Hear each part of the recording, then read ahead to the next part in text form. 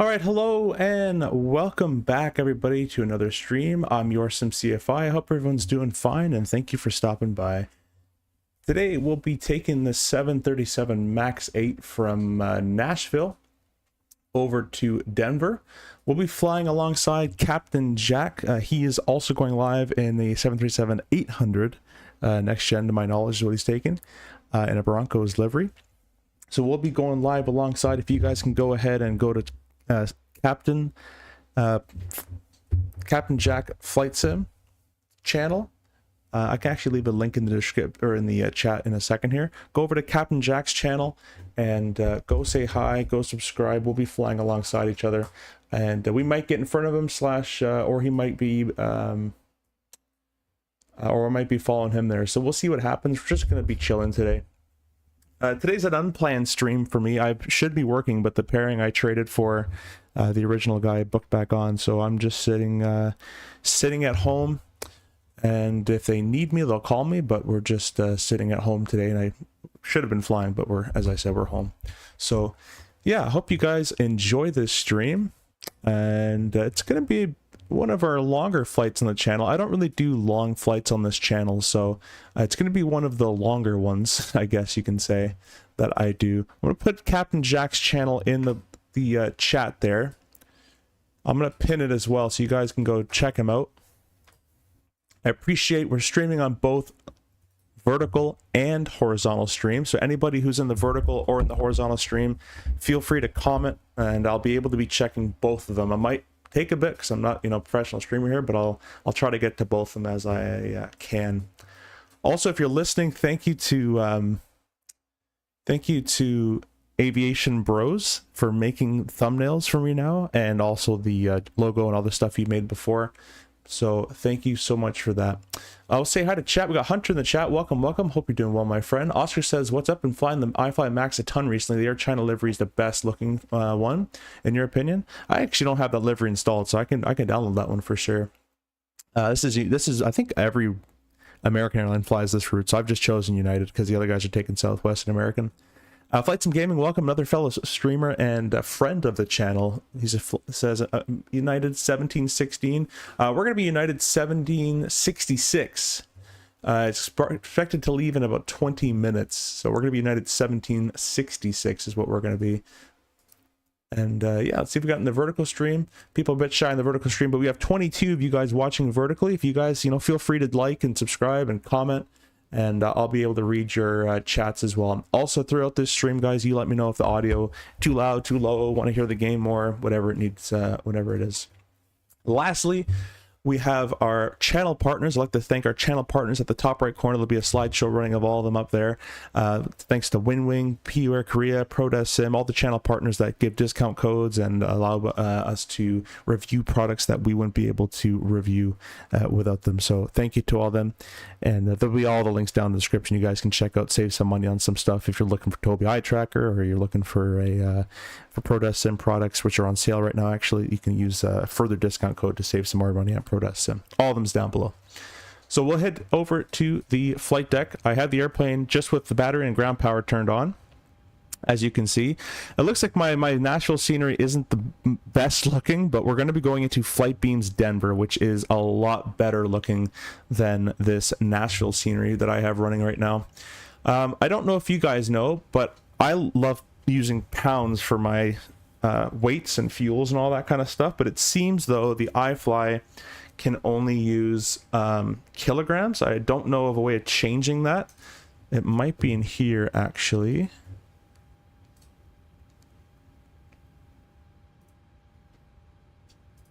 General. Oh, there we go. Found it immediately. And we have the different engine style. We're going to leave that the way it is. Awesome. The other thing I was wondering, guys, is does the Navigraph here, does it want your username or your account ID? Because I think I have my username plugged in right now, and I can't get any information loaded in. So I'll be probably loading stuff in manually, old style, CRJ style, but that is okay. So I'm just going to quickly look up real quick. I'm going to convert my, let's see, we're in pounds, thankfully. So Taxi fuel is going to be about 500 pounds. And our total fuel, oh, this is total fuel. Total fuel is 17.1. I'll give myself a little bit more. 17,300 pounds. And we'll press set fuel. Taxi is 500. And the planned trip is 11.3. All right, we'll set that up.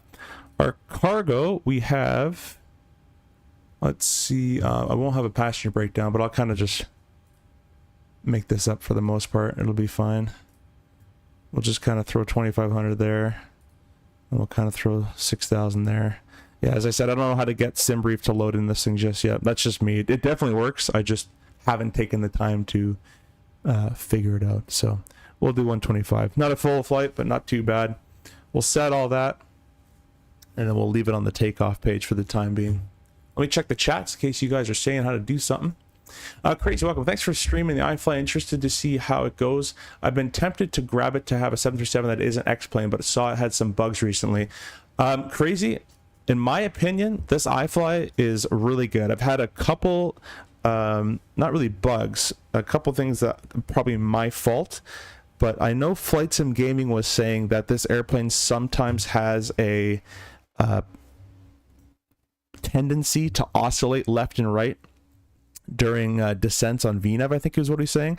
But honestly, I've been experiencing that in a lot of airplanes. The default Garmin airplanes, they use the Garmin 430s and G1000s are doing that to me, like the Kodiak. The CRJ has been doing that a little bit to me too. So I think it's a system or a sim-wide problem that's happening. But I cannot recommend this airplane enough. This and the 727 in Microsoft 2024 fly so well with like hand flying. They just fly so well with the flight model design, in my opinion. That's just me. SNA, welcome. Luis, greetings from Brazil. Hey, welcome. Actually, I might be going to Brazil in the summer. My girlfriend's family's out there. We might be going. Don't worry, I fly along with the Master. I only use default. I don't care about the finding freeware or pay-aware scenery. Only pay-aware scenery I have is Flight Tampa Toronto. Yeah, I usually like to have some scenery, but I thought I did, but I guess I don't. That's okay. For Navigraph, probably has a QR code to scan, maybe. No, this is where you put it. This style, which I do like the QR code style better personally. I believe it's an application.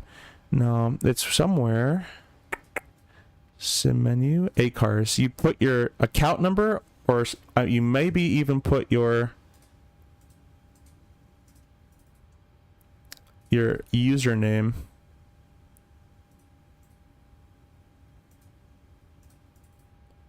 And then press set. Menu, close flight, initialize flight.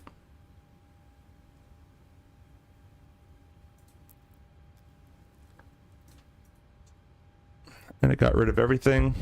Yeah, so set fuel. Does it do it? No.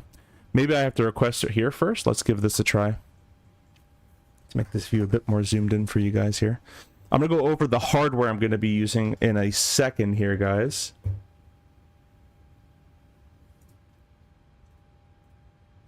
If it wants to work, that is.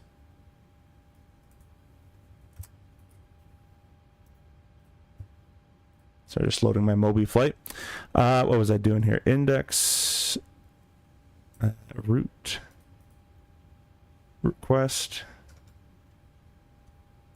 Okay, I think I just found it. I'm going to press allow. It says successfully authorized. So hopefully it does something other than just say successfully. That doesn't. All right, we're just going to put it in manually, so don't worry about that, guys. But there is definitely a way to do it. I know I'm just doing it wrong. So let me get my Mobi flight to work, which it's not wanting to. Oh, it's at the 777. That's why. Let's try 737. That might be better.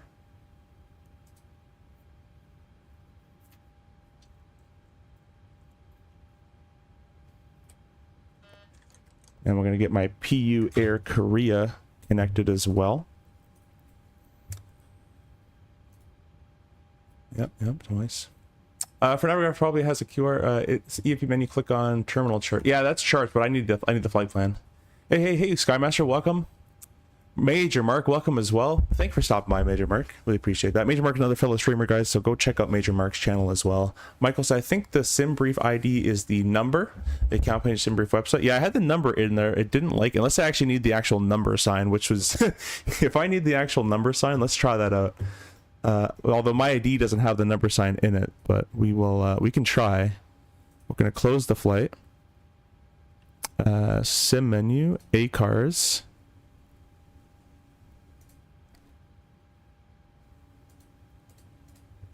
That's what it is. We'll press set, back, and then it should be done, right? So I can press initialize flight. Come here, weight and balance.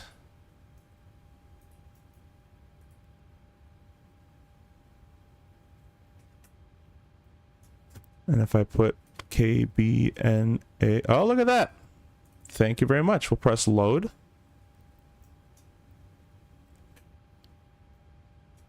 Well, before we get too ahead of ourselves, let's go ahead and turn our IRS switches. But didn't mean to click that. Please scroll. Thank you. Throw them to a line. Wait for the on DC lights to appear or to disappear, and we'll go to nav. And we'll go to nav, and we're going to go down to the FMS. We'll press in at ref. Next page, GPS left, previous page. We'll throw it in the hungry boxes. It looks like it grabbed it, so that's pretty good. We're going to be 1766 is our flight number today. We'll talk about our route and all that kind of stuff in a second. We will activate and execute that for the time being. And perfect. Looks like it grabbed some of the data. Let's see if our iPad has some stuff on it now. It says read MSFS data. I don't want to do that. I want to just get it from... We could take it from the OFP. I know I got Navigraph charts to work. Yeah, I think charts might. I haven't tried that either. Going to join up out of MSP. Oh, awesome, Mark. Sweet, sweet, sweet. Yeah, we're streaming alongside Captain Jack, Mark, as well. That's what we're doing. Hey, Classic Justin. Probably hope you're doing well, my friend. How are you doing?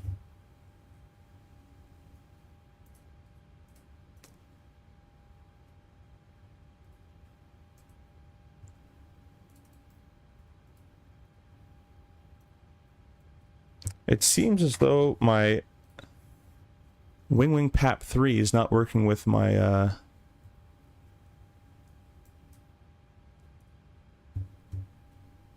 my panel here, but let's see if I can restart SimApp Pro, and we can have it hopefully just plug in at work. The lights are working. There we go. All right, now I got the Winwing PAP 3.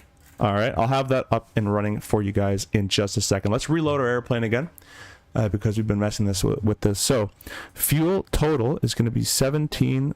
Give ourselves a little extra, 300. Okay, we'll press set fuel. Taxi will be about 500. The burn was 11,200. And we're good. We'll press set fuel again. Cargo wise, I'll kind of just make this up because I can't get SimBrief to work right now. A little bit more in the back as usual. Set payload, passengers, whatever. Close enough. That's all good. And we'll press complete, and we do have the required fuel. Awesome. Let's take a quick look at our overhead panel. By the way, guys, I have some new views set for us for our replays and stuff. So that'll all be looking good. IR switches are all set to nav. We can check on the alignment status by clicking this guy over to alignment. So we have 6 more minutes, so still a bit of time to go. I'm not going to do any of the major first flight of day tests and all that. We're going to say this airplane's already flown today, and we're just picking it up from another crew. The emergency lights can get... Trying to get the guarded part. Oh. No. No. No. There. Guarded. We'll say we'll keep the seatbelts off for the time being. Everything down here is okay. Let me go ahead and now show you guys what hardware we're going to be rocking. For the horizontal viewers... In your bottom left, you have the Winwing PAP 3, and then above it, this little light panel here, I can turn it towards you guys, is the PU Air Korea PLTB, and you can see that everything works. as intended there. And it's a pretty cool little, it's very tiny. It's about the size of a mouse. Right there, you can see my Death Adder V2. It's about the size of that. And it's it plugs in with IFLY and all those cool airplanes. Well, I have them. I talked to Kim and he said he's making me a 727 profile for our streams as well. So if you guys want to pick one of these up, you can save 10 in the description. There's a code down there for you. So I'll be using that and the Winwing PAP3, of course. And then on your right hand side of the horizontal stream, you're going to have the Moza yoke. And this is the Moza force feedback yoke. I am affiliated with Moza, but I actually purchased this yoke with obviously my own money. So we'll be using this yoke as our main, well, as our only flight control of our yoke. That's what we're going to be doing. So that's the hardware we're going to be rocking today, guys. Let's go ahead and set the rest of this stuff up. I'll read your comments because I'm kind of missing out a little bit here. Can you import from the OFP? That's right. I know you can. I'm pretty sure. I just don't know how to, Hunter. So we'll type it in manual. That's fine. Fire says Sims. Yeah. I was like, wait a minute. What's that comment say? On the vertical stream called It's Jack Airlines. Welcome. Thank you for watching and thanks for commenting. We have 60 of you guys in the vertical stream. If you can have you guys double tap your screen if you're on iPhones or anything to press like, that'd be awesome. We also have a subscriber counting going as well in the top right corner of your screen. And our subscriber goal today is 570. If we can reach 7570, that'd be crazy. That's our goal. Anyways, that can all stay off for now. The window heats are we can turn that back on. Window heats are all off. Our wing anti-ice and engines all off. Hydraulics are all off. We'll come over here. Everything for the air conditioning is pretty much set the way we got it. We got ground air currently providing air, so that's okay. Our pressurization panel, let's see, the OFP says we're going to be climbing to flight level 40. It looks like it set it for it already set everything for me. Okay, well that's there. Here's a trivia question for you guys. If I set this to manual and press open, or not, there we go, close, sorry. What am I closing? What is this called? What am I controlling with this? And in auto mode, it controls that little thing as well. That's a trivia question for you guys. Basically every pressurized airplane has one. I don't know of a design that wouldn't have one. Anyways, I'll bring my PLT-B camera back up. And we're going to go ahead and turn our position strobe to steady. And then everything else can stay off for the time being. That's pretty much the way we want it. Let's go ahead and go down to the FMS again. Our zero fuel weight, we can double click. Max alt 380. Okay, that means I loaded myself a bit too much. Let's go back here. A couple of these guys out. You guys are too heavy.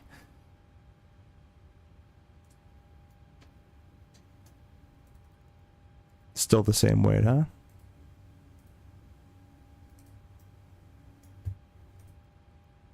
Still the same weight. All right. Well, I guess passengers don't affect it. They should. Let's see. Zero weight is 32. It tells me right here 32 0. So 1320 with that current weight. There we go. Plug that in. Our reserve fuel is planned at 1907, which gives us only 30 minutes of a reserve. All right. Our planned burn is 11.2. All right. I'm not going to fill in the winds. You know, I could actually. Here we go. This gives me winds in a different format. I have my CRJ kind of format of flight plan, but let me see if I can find it real quick. Okay, I think I found it. Yeah, thanks. 296/56. Put that in there. The ISA deviation is plus 11. Yes, that's correct. Awesome. Next page. We don't need that. All right, we'll go to the index takeoff. We should have an N1 limitation. Oh, let's go perf N1. There we go. All right, let's use this little thing here. We'll press complete, and we're going to go airport search is KBNA Nashville. All right, the ATIS and we already have a PDC, a clearance actually. The clearance says, does it give me a runway in there?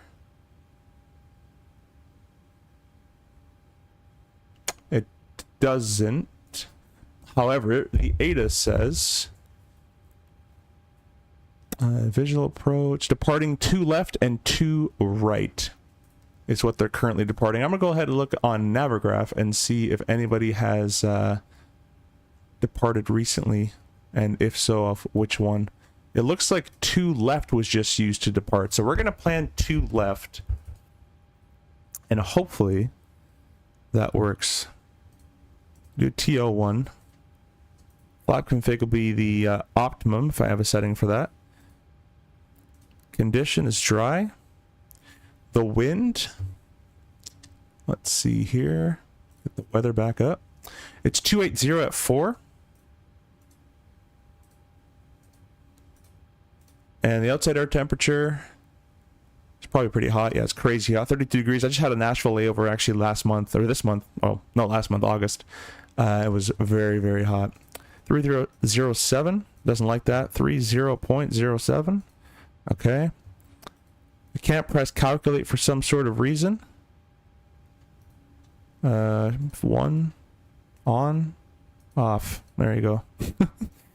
All right. So it looks like it'll be a flap 1, 1500 ZXL, a trim of 5.64, 45, 47, 55 is what we're going to be using. That's based off a takeoff gross weight of estimated of 148. So let's go plug this stuff in here. So we're doing a takeoff 1. And did it have a select temperature for us? Cell temp of 39, not much of a flex to be honest.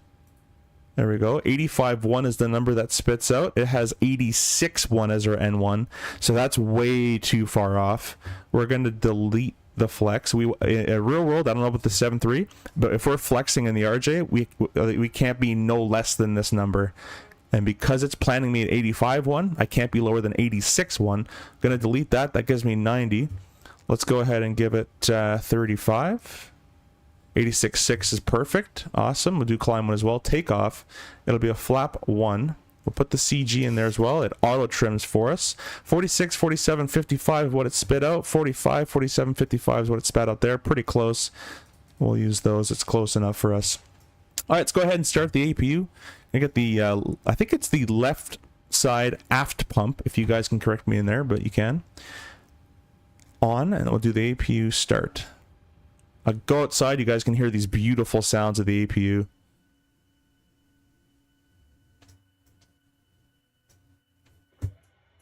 Sounds a bit like a barbecue. Skystream, welcome, welcome. I gotta tell you, the Moza yoke is really good. Stim life changing for sure. Yeah, dude, I love it. I absolutely love it. What the heck is a vertical stream? I can hear it, but no idea what it is. Oh, press my channel, Ron. Press on my channel, and if you go to lives, there's 2 live streams right now. There's one that's a horizontal view, and then there's one that's a vertical view that's used for you can watch with your phone. On the vertical stream, sub says, does the Max 8 come inbuilt with MSFS? No, this is the IFLY 737 Max. It's a payware aircraft, but it's 1,000,000% worth it. Philip, welcome, welcome. And yeah, yes, this is 737. Thank you guys for commenting on the vertical stream as well. You guys in the vertical stream, you guys let me know. Do you want Navigraph? Do you want that map at the bottom right of your at the bottom of your screen, or do you want the entire screen to be the sim? You guys let me know. We only got 12 likes in the vertical stream, if we can bring that up. But we are only, thanks for the subscriptions, guys. We're only 20 away from our goal already, which is crazy. We just got another one, so we're 19 subscribers away. Reed Aviation, what's up? Hello. Thanks for joining on in. All right, now, in real life, I don't know about the 7.3. Probably isn't the thing in the 7.3, but maybe.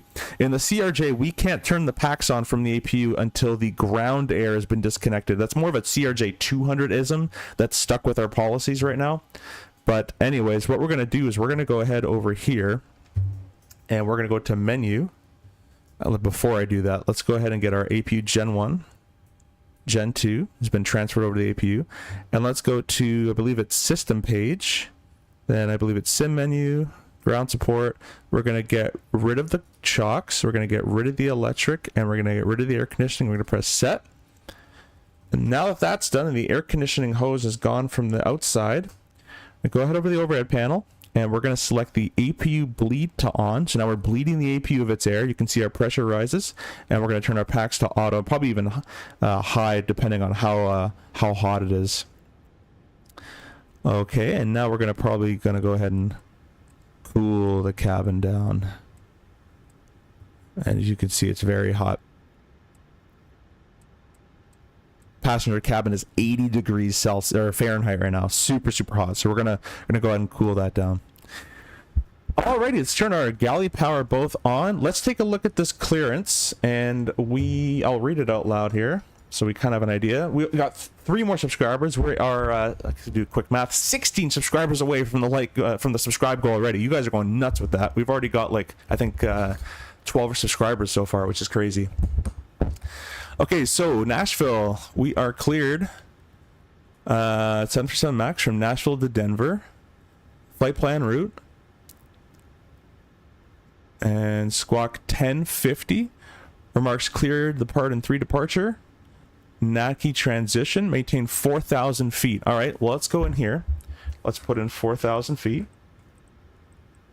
There we go. That's done. Departure frequency 3255. We'll be squawking 1050 on the squawk. 1050. Awesome. Well, let's get the rest of this kind of set up, and then we're basically good to go. Let's go down to the FMS. Sorry about that. A little bit of a hiccup there. And we're going to press departure 2 left on the, what was it called? The part in 3? NACI. Execute that. That's going to change our takeoff numbers. And then we're going to be arriving via the Clash 5. We're not going to insert an approach. Oops. Didn't mean to put that in. We're not going to put an approach in just yet. We're putting the arrival, but not the approach just yet. And we are taking the... Oh, I was right. The KISS transition. We'll execute that for the time being. Go back to takeoff page. These numbers are still okay. I'm just going to kind of insert them again to make sure everything is good in its system. We'll highlight those. The V2 of 155. So we're going to set our MCP to 165. V2 plus 10. There we go. Our takeoff heading initially will be 021. We can set our course to that as well.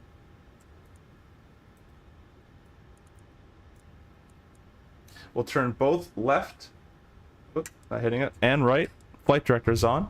We'll select the auto thrust system on, and you'll notice that the switch stays up with the mag switch installed. This is the additional mag switch that Winwing has provided to me.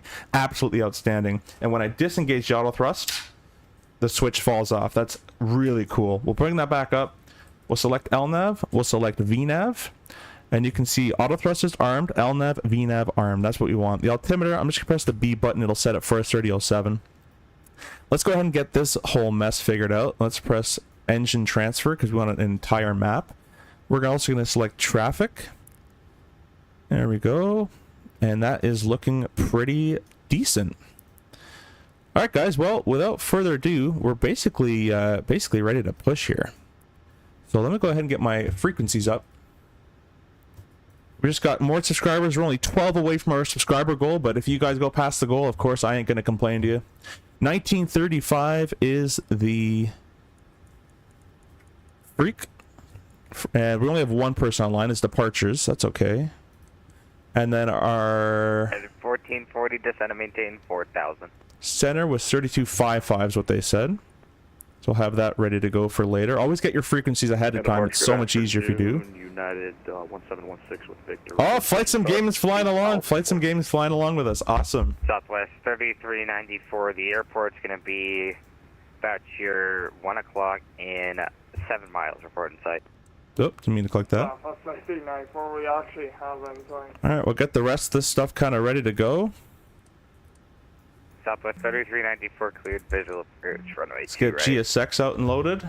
Prepare for pushback. We'll try now to go around this. I believe the ramp is uncontrolled, but I'm going to call anyways. It's always good practice. Push your national departure, push your discretion, call for taxi. Yeah, it's our discretion, so I'm just going to push anyways. Taxi, United 1716.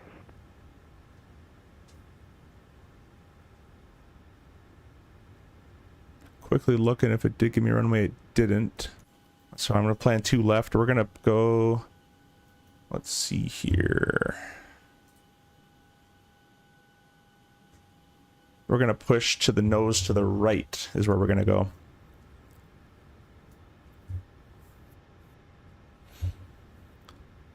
All right, guys. Well, 3390. Discard.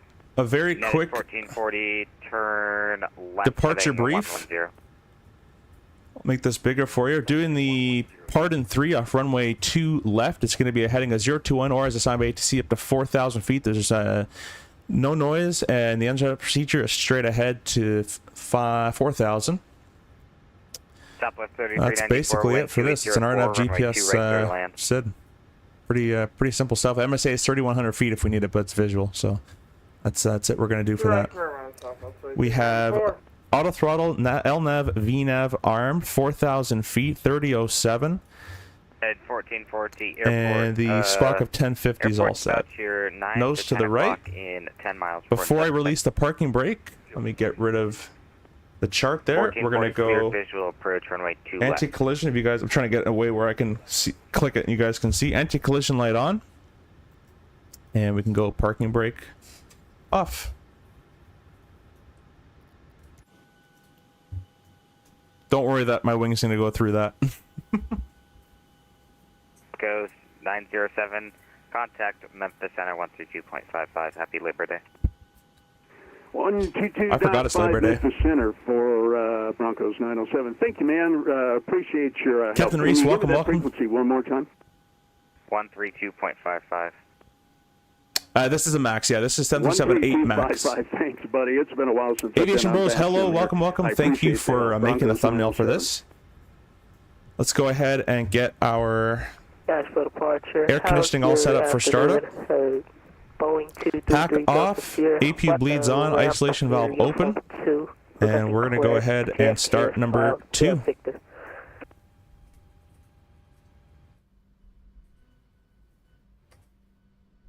Which view is the right view? There we go. Number 223 Nope, Delta that's Sierra, wrong national anyways. departure. I sent you a PDC. Check your pilot client for an ACARS message. I don't think I have an engine, right engine. After that, we have it. 3 Delta Sierra. Well, let's change that. The 3 Delta Sierra, your altitude is incorrect for your direction of flight. I can give you flight level 450 or 490. I'm going to wait till the motoring is finished. 490 Delta Sierra. Then we're going to add our fuel. Motoring's gone. Delta Sierra, Fuel on contact 2. Flight level 490, 5 minutes after departure. 490. Yeah, we're just trying to go high as possible. 3 Delta Sierra. What's your 5793, watch for taxi, what's the on board?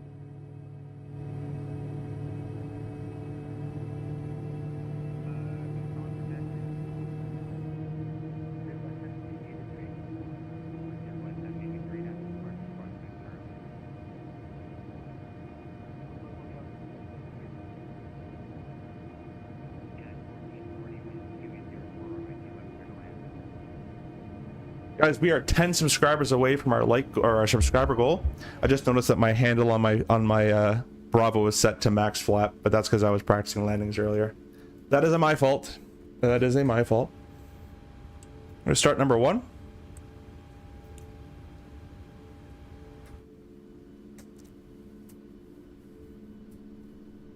That engine modeling looks amazing. Look at that engine spin.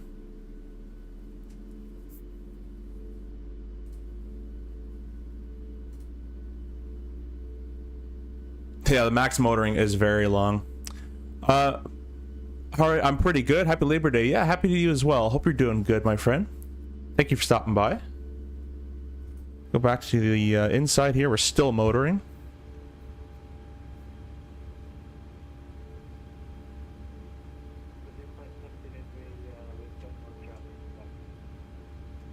It's a high EGT this thing holds at. Motoring's over.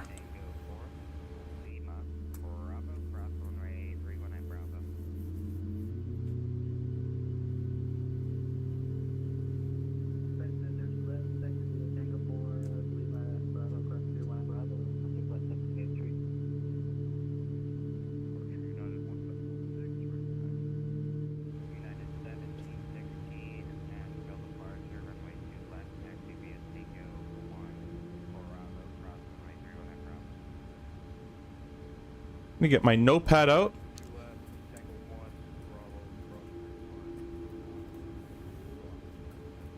All right, let's get a very quick after start flow out of the way. We'll transfer the gens over to the engine. We'll go ahead and turn on both hydraulics. We'll go and turn on the packs to auto, the isolation valve to auto, the APU bleed off, the APU off, our engines to continuous, flap 1, and yaw damper on. All right, with that, we are ready for taxi as well. We're going to follow, most likely follow Flight Sim Gaming. And Grand United 1766 ready taxi.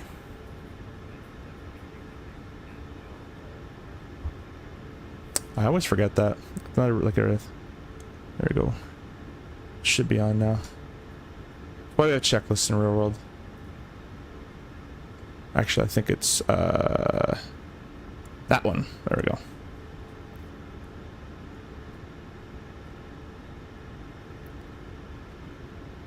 Charlie United 1766.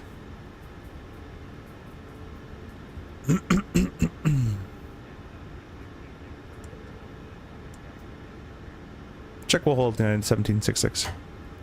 Yeah, guys, by the way, anything you see on my channel is for simulation purposes only. We're just having fun. Not doing checklists, not doing that kind of stuff. Where we have flows, and then you'd follow that flow up by a checklist. So... yeah, no worries.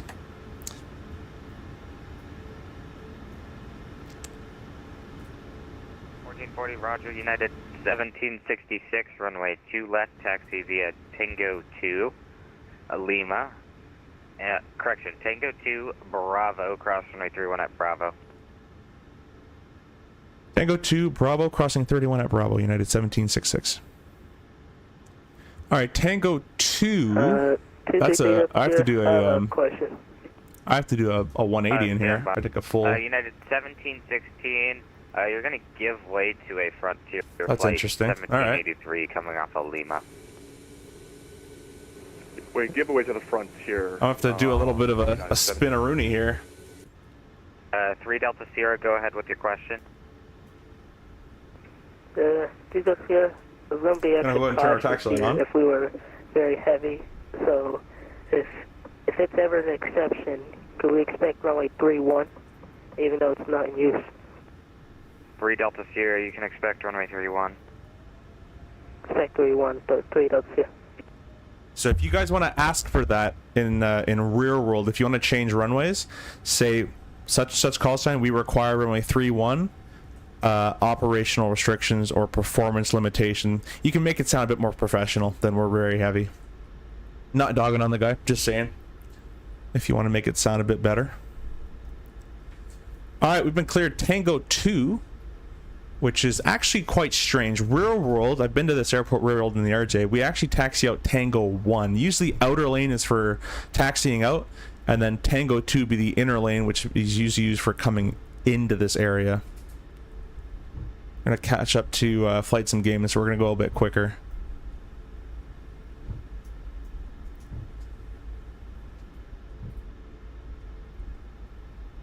Yeah, now he tells us, right? Clear right, and we're clear left. That, I believe, is Flight Sim Gaming, and it looks like a 319. Taking the left on Tango 2. This airplane basically taxis at idle thrust. Most jets do that, depending on their weight, of course. The RJ is a rocket on just idle thrust. You'll get to 25 knots, no problem on a straight. If there's no hills or anything. Rise, welcome. Is that the IFLY Max or a Sobo? This is the IFLY 737 Max. Guys, I can't believe it. We're already 5 subscribers away from our goal. We were like 30 subs, I swear, like 2 seconds ago. Got the fuel light on. Our center tank is empty. We're going to take the left turn at Bravo, and our center tanks can get turned off. We're clear right and left. Left on Bravo.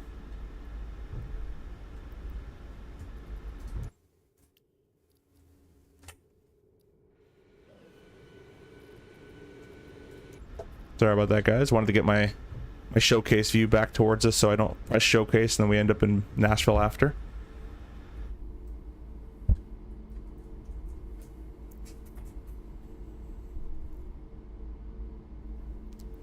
All you guys in the vertical stream, I really appreciate you guys watching, and I thank you guys for pressing the like. Again, guys, if you guys are new, I am a rural CRJ pilot. I do that for my day job, but when I'm home, I come simulate my work, although this is not the same airplane. And we are flying the 737 by IFLY.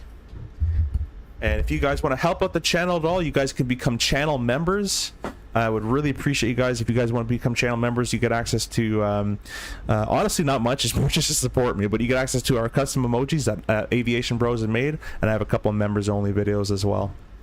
Because that guy requested 3-1, I'm gonna go ahead and throw these strobe. Oh, that should have been, I did turn it on. We're gonna throw the strobes on. That should be off.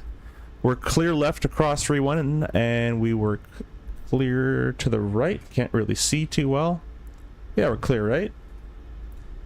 Awesome. Now, if this is an active runway or not in use runway, I wouldn't turn the strobes on, but because that person requested for 3-1 and Vatsim's Vatsim, I'm just going to throw the strobes on. The only important thing is we got to remember to turn it back to the off position after. You're the Frontier? Sweet, sweet, sweet. Awesome, awesome. We're clear crossing here. We'll go back to SETI. And we're clear on the left there. So just another reiteration of our departure. It's going to be heading a 021 or as assigned up to 4,000 feet. The LNAV, VNAV is armed. Auto thrust as well. That'd be a flex rolling bleeds open. For all you guys who have the emojis, be sure to use your flex emoji once we are in toga thrust, or in flex thrust, I should say. And these are custom emojis you get while becoming a member of the channel. I'll post them there. You guys can take a look. That's what they look like. That's all thanks to Aviation Bros who sent that to me. Looking at that sock off the left, it's pretty limp, but it is going to be a quartering tailwind from the left-hand side, but it's about 4 knots, so... Frontier flight 1783, wind 280 at 4, fly heading 300, runway 2 left, cleared for takeoff. He gave him 300. That's a left-hand turn. I said 030. If you said 030, that's right turn. Gonna get a little bit slower. I don't want to get too close to the airplanes. In real life, if you start to get too close to these airplanes and you're close to those engines, you'll actually start to intake a bit of those fumes into the pack sometimes. So we'll kind of stay our distance. David Vega, welcome, welcome, welcome. Or Vega, sorry, I said your name wrong. Thank you for stopping by. I'm going to turn my yoke camera on now because I'm going to forget to do it later.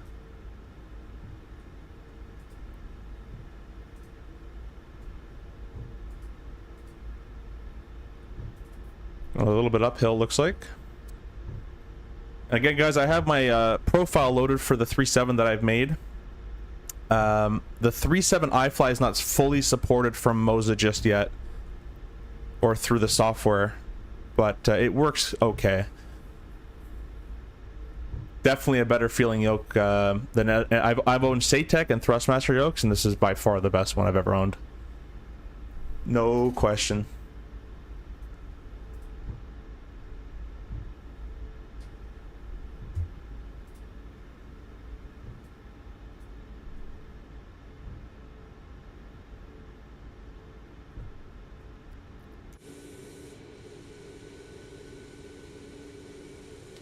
That's Mr. Flight Sim Gaming right there.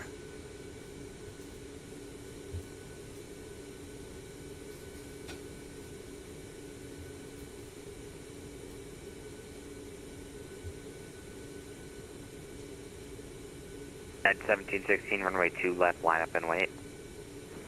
On runway 2 left, United 17.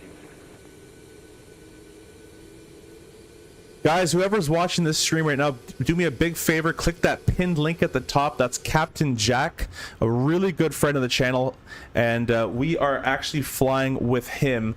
This was his stream idea, and we are flying alongside with him. He has already departed, Flight Sim Gaming, my good buddy Lonnie is just in front of me as well. Lonnie is another flight streamer. Again, guys, go check out his channel, Flight Sim Gaming. Super awesome streamer and buddy. Frontier Flight 1783, radar contact, altitude passing.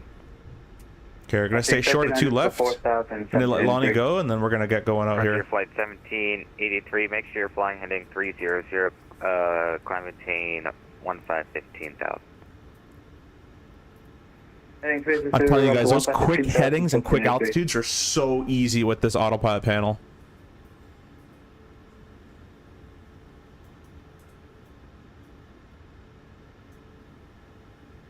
Approach status 165 is out of 15.5, descending by the Paisley 4 with information. Victor. I've flown the Paisley 4 before in real world.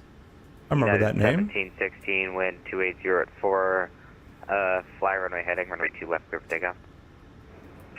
Fly runway heading, clear for takeoff, 2 left, United 1716.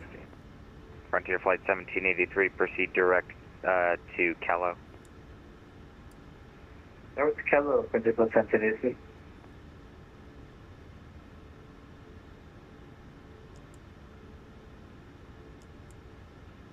Did my Moza yoke shake when I pressed that?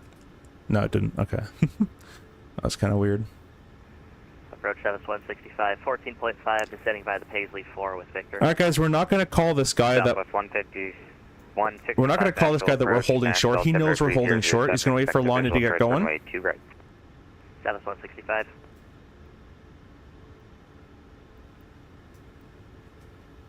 He's probably going to assign us a heading, I'd imagine. There's Lonnie going.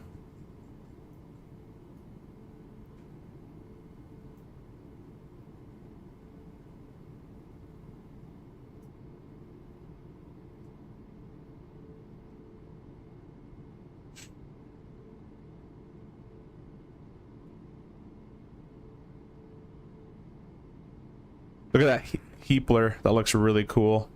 Look at that. National departure, fly high 2, spot 4, Victor, ready taxi. And he says, hey, what's up, mate? Awesome stream going on. Yeah, thanks, man. Appreciate you stopping by, Andy. I might have to call this person. In real life, you don't call them. You just let them run the show. But I'll let them know. Tower United 1766, we're short 2 left. Attention all. Uh-oh. Attention all aircraft on the ground at Nashville Tower is opening up. You can contact Tower 118.6. That's why. 1860 says. All right. 43.0. Let's get there first. Sierra X-ray Alpha Bravo Lima, expect. Tower United 1766, short 2 left. Let's see our plan. Right. Tower, fly high 2, spot 4 with Victor, ready taxi 2 We're right on our min brake release right now. 1766, runway 2 left, clear for takeoff. Clear takeoff 2 left, United 1766. All right, let's go. Clear takeoff. Lights. Fly high 2, tower standby. Nashville Tower, hello, Boeing 233 here, C-50C, ready taxi, runway 31. We have Victor. We're clear left, we're clear right. Standby. All you guys get the flex, chat. 2, left. Go to emojis and press your flex icon. If you don't have the flex icon, you can become a member and you get access to the flex icon. Unable 2 left, we were given 2 right. Request taxi to 2 right, fly 2. That's not true. Sorry, fly high 2, runway 2 right, taxi via Lima Romeo Hotel. 2 right, Lima Romeo Hotel. Okay, let's get these engines stabilized. We're gonna press the toggle button there. Tower 233 Delta Sierra, runway 3 and 1, thrust set. Taxi via Tango Wind was 4, from the Tango left. 5 kilo. Tango 4, Tango 5 kilo, runway 31. 302. 80 is checked. As we get faster, I'm gonna relieve my left aileron input there.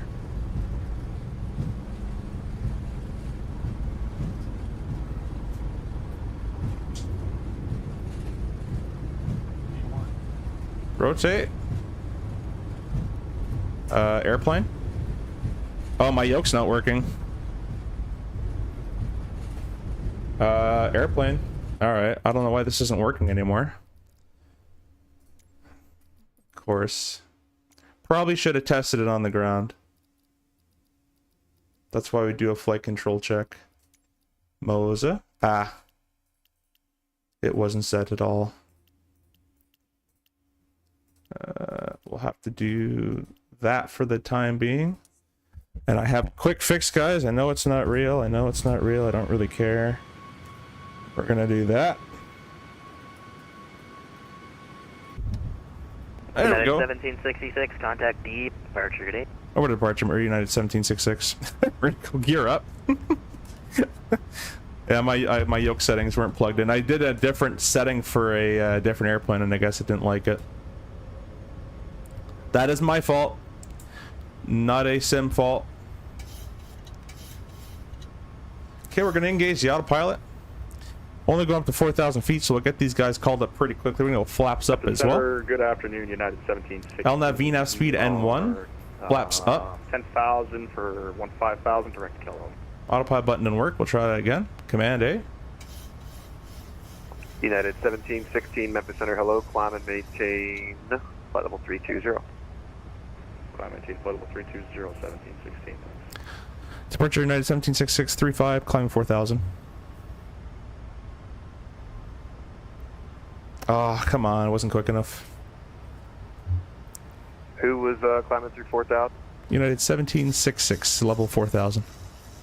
United 1766, contact Nashville approach 119.35. 935. Thank you. Did I have the wrong freak? My clearance said that guy for departure. Everything's going a mess today, huh? I have my clearance. I have it printed out. Departure 1766 is 4,000. At 1766 Nashville, departure, radar contact, climb maintain 15,000. 15,000, United 1766, thanks. United 1766, proceed direct Calo. Direct Kello, United 1766.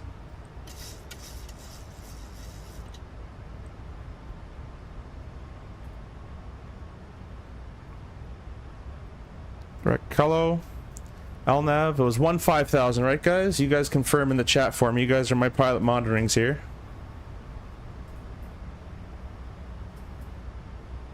Yeah, exactly. Realism, 100%. What happened? Nothing happened. What happened was my yoke settings weren't established in the sim, so pulling up wasn't. This wasn't mapped to Y, and that wasn't mapped to X axis.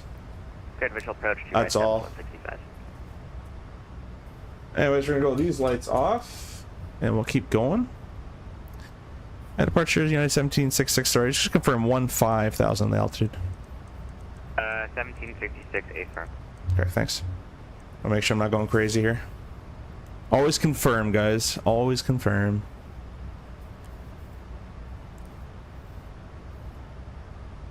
At 1766, contact Memphis Center 132.55. 3255 United 1766, thanks. Yeah, that sim is a bit confusing and annoying when they give you frequencies and then people jump on and this happens and that happens. Check the Sierra X-ray Alpha Bravo Lima, cleared visual approach runway 2, Cape Girardeau.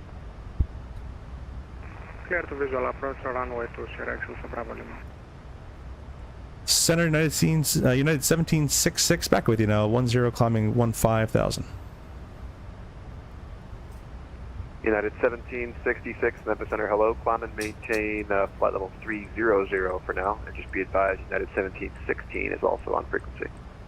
Check, we copy the similar type code and up to flight level 300, United 1766. United 1716, be advised, United 1766 is also on frequency. Okay, flight level 300 is set. Yes, sir, we got him, United 1760. Through 10,000, the lights are out. We can go ignition to off. Our pressurization is set and climbing nicely. We're all looking good. Not the best takeoff in the world, but it could have been worse, I guess, right, guys? Frontier Flight 2399, radar contact lost. Is a career as a pilot worth it? If you love flying, 100%. If you do not like flying, no, you will be miserable because you're never home and you're always flying. So if you want to have the 9-to-5 family life and be home and spend time with your kids and spend time with your wife and all that kind of stuff, don't become a pilot. At least for the first 10 to 15 years it'll be like that until you get to the heavies, and then you can have a bit more time on your schedule. But if you love flying and that's your passion, then it's 1,000,000% worth it. The hard part about FedEx 98, Memphis Center. The hard part about keeping flying, guys, is your medical. You want to keep in good shape. After this stream, I'm going to be going to the gym. Guys, holy crap. I didn't even catch it. We just passed our subscription goal by 10. Our subscription goal today was 7570. We're at 7580. Our new subscription goal is going to be 7600. We just need 20 more of you guys. Again, guys, all the discount codes down in the description if you guys want to save some money on Contrail, Prodesk Sim, PUAir, Korea, anything you guys want to save money on, all down in the description. I really appreciate the support, guys. Cherokee Sierra X-ray Alpha Bravo Lima, wind variable at 6, runway 2, clear to land. Go seatbelts off now. We're good to go. Clear to land, runway 2. And I'm going to get rid of my cameras here. There we go.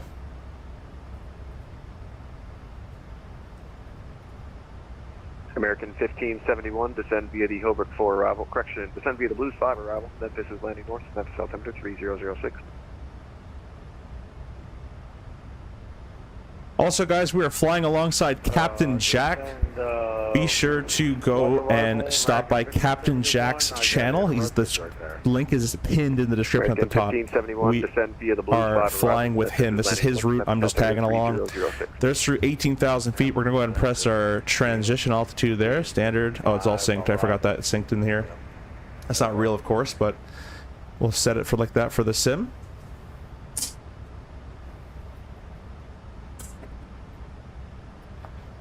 In the vertical stream chat, Seabass Minecraft, do you recommend I buy MSFS for VATSIM? You can use Microsoft Flight Sim. You can use X-Plane. It's up to you what you want to use. I prefer Microsoft Flight Sim. This is a hot take. I prefer Microsoft Flight Simulator over X-Plane flight model. That's my opinion.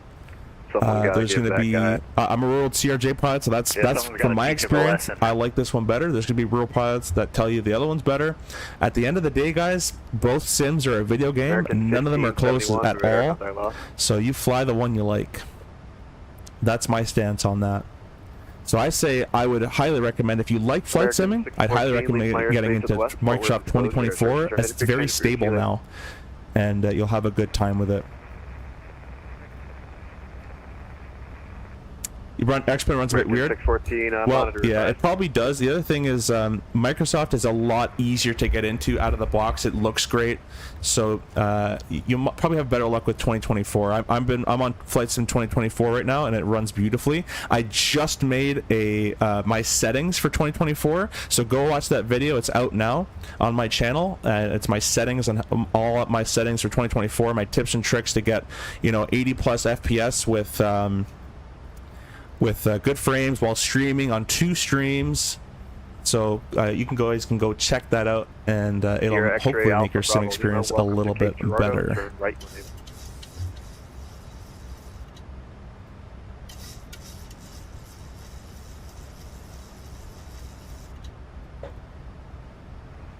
Sierra X Alpha Bravo Lima, where did you tell me to turn? Right? A-firm, turn right. Interesting one. I guess at the end of the runway, correct? Sierra X Alpha Bravo Lima. Firm, yep, you can just turn right at the end.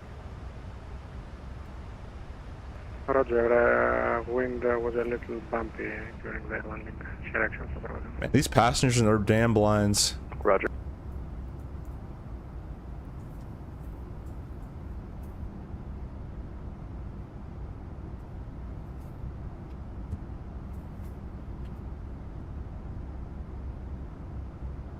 And Cherokee Sierra X-ray Alpha Bravo Lima, taxi to FBO via Echo. Have a good day. Taxi to the FBO via Echo. Have a nice day, and I guess happy Labor Day from what I hear. I'm from Greece. Sierra X Alpha Bravo Lima. Yes, sir. Big holiday over here. Have a good one. Cool. Bye bye.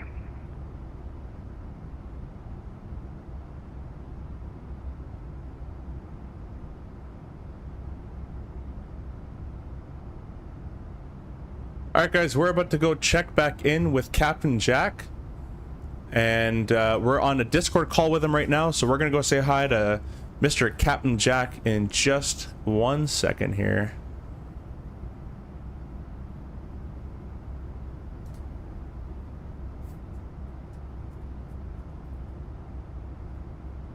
Southwest 1798. Memphis information, Mike is current. Altimeter 3005. Expected visual approach from runway 36 left. Expect visual 36 left, southwest 1798 and 3005 for the altimeter. Southwest 1798, turn right heading 130, vectored for the descent. Descend and maintain 2000. Right 130, descend maintain 2000, southwest 1798. What's the center, Boeing 233 Delta Sierra with you 7,600, climb at 15. By the way, guys, I didn't show it in the taxi, but this is Toby eye tracker. I'm able to move my head right, left, up, down. It's not really the most useful thing for airliners, but it's good for taxiing. And it's really good for general aviation airplanes to keep track of your circuit. I'm going to turn it back off now, but Toby eye tracker, you guys can save money in the description down below as well. We're going to go ahead and go talk to Captain Jack. Captain Jack is flying as well. So guys, go head over to Captain Jack's channel. The link is pinned in the chat at the top there. See you, man. And Jack, give me a minute. I'm gonna step away. Okay, got you, man. I have the cockpit. Climb and maintain flight level 400. 400 United 1766. Good, that was just coming up. Let's go ahead and change that to 40,000 feet. That's set and confirmed. Continuing on up. Mr. Jack, are you there?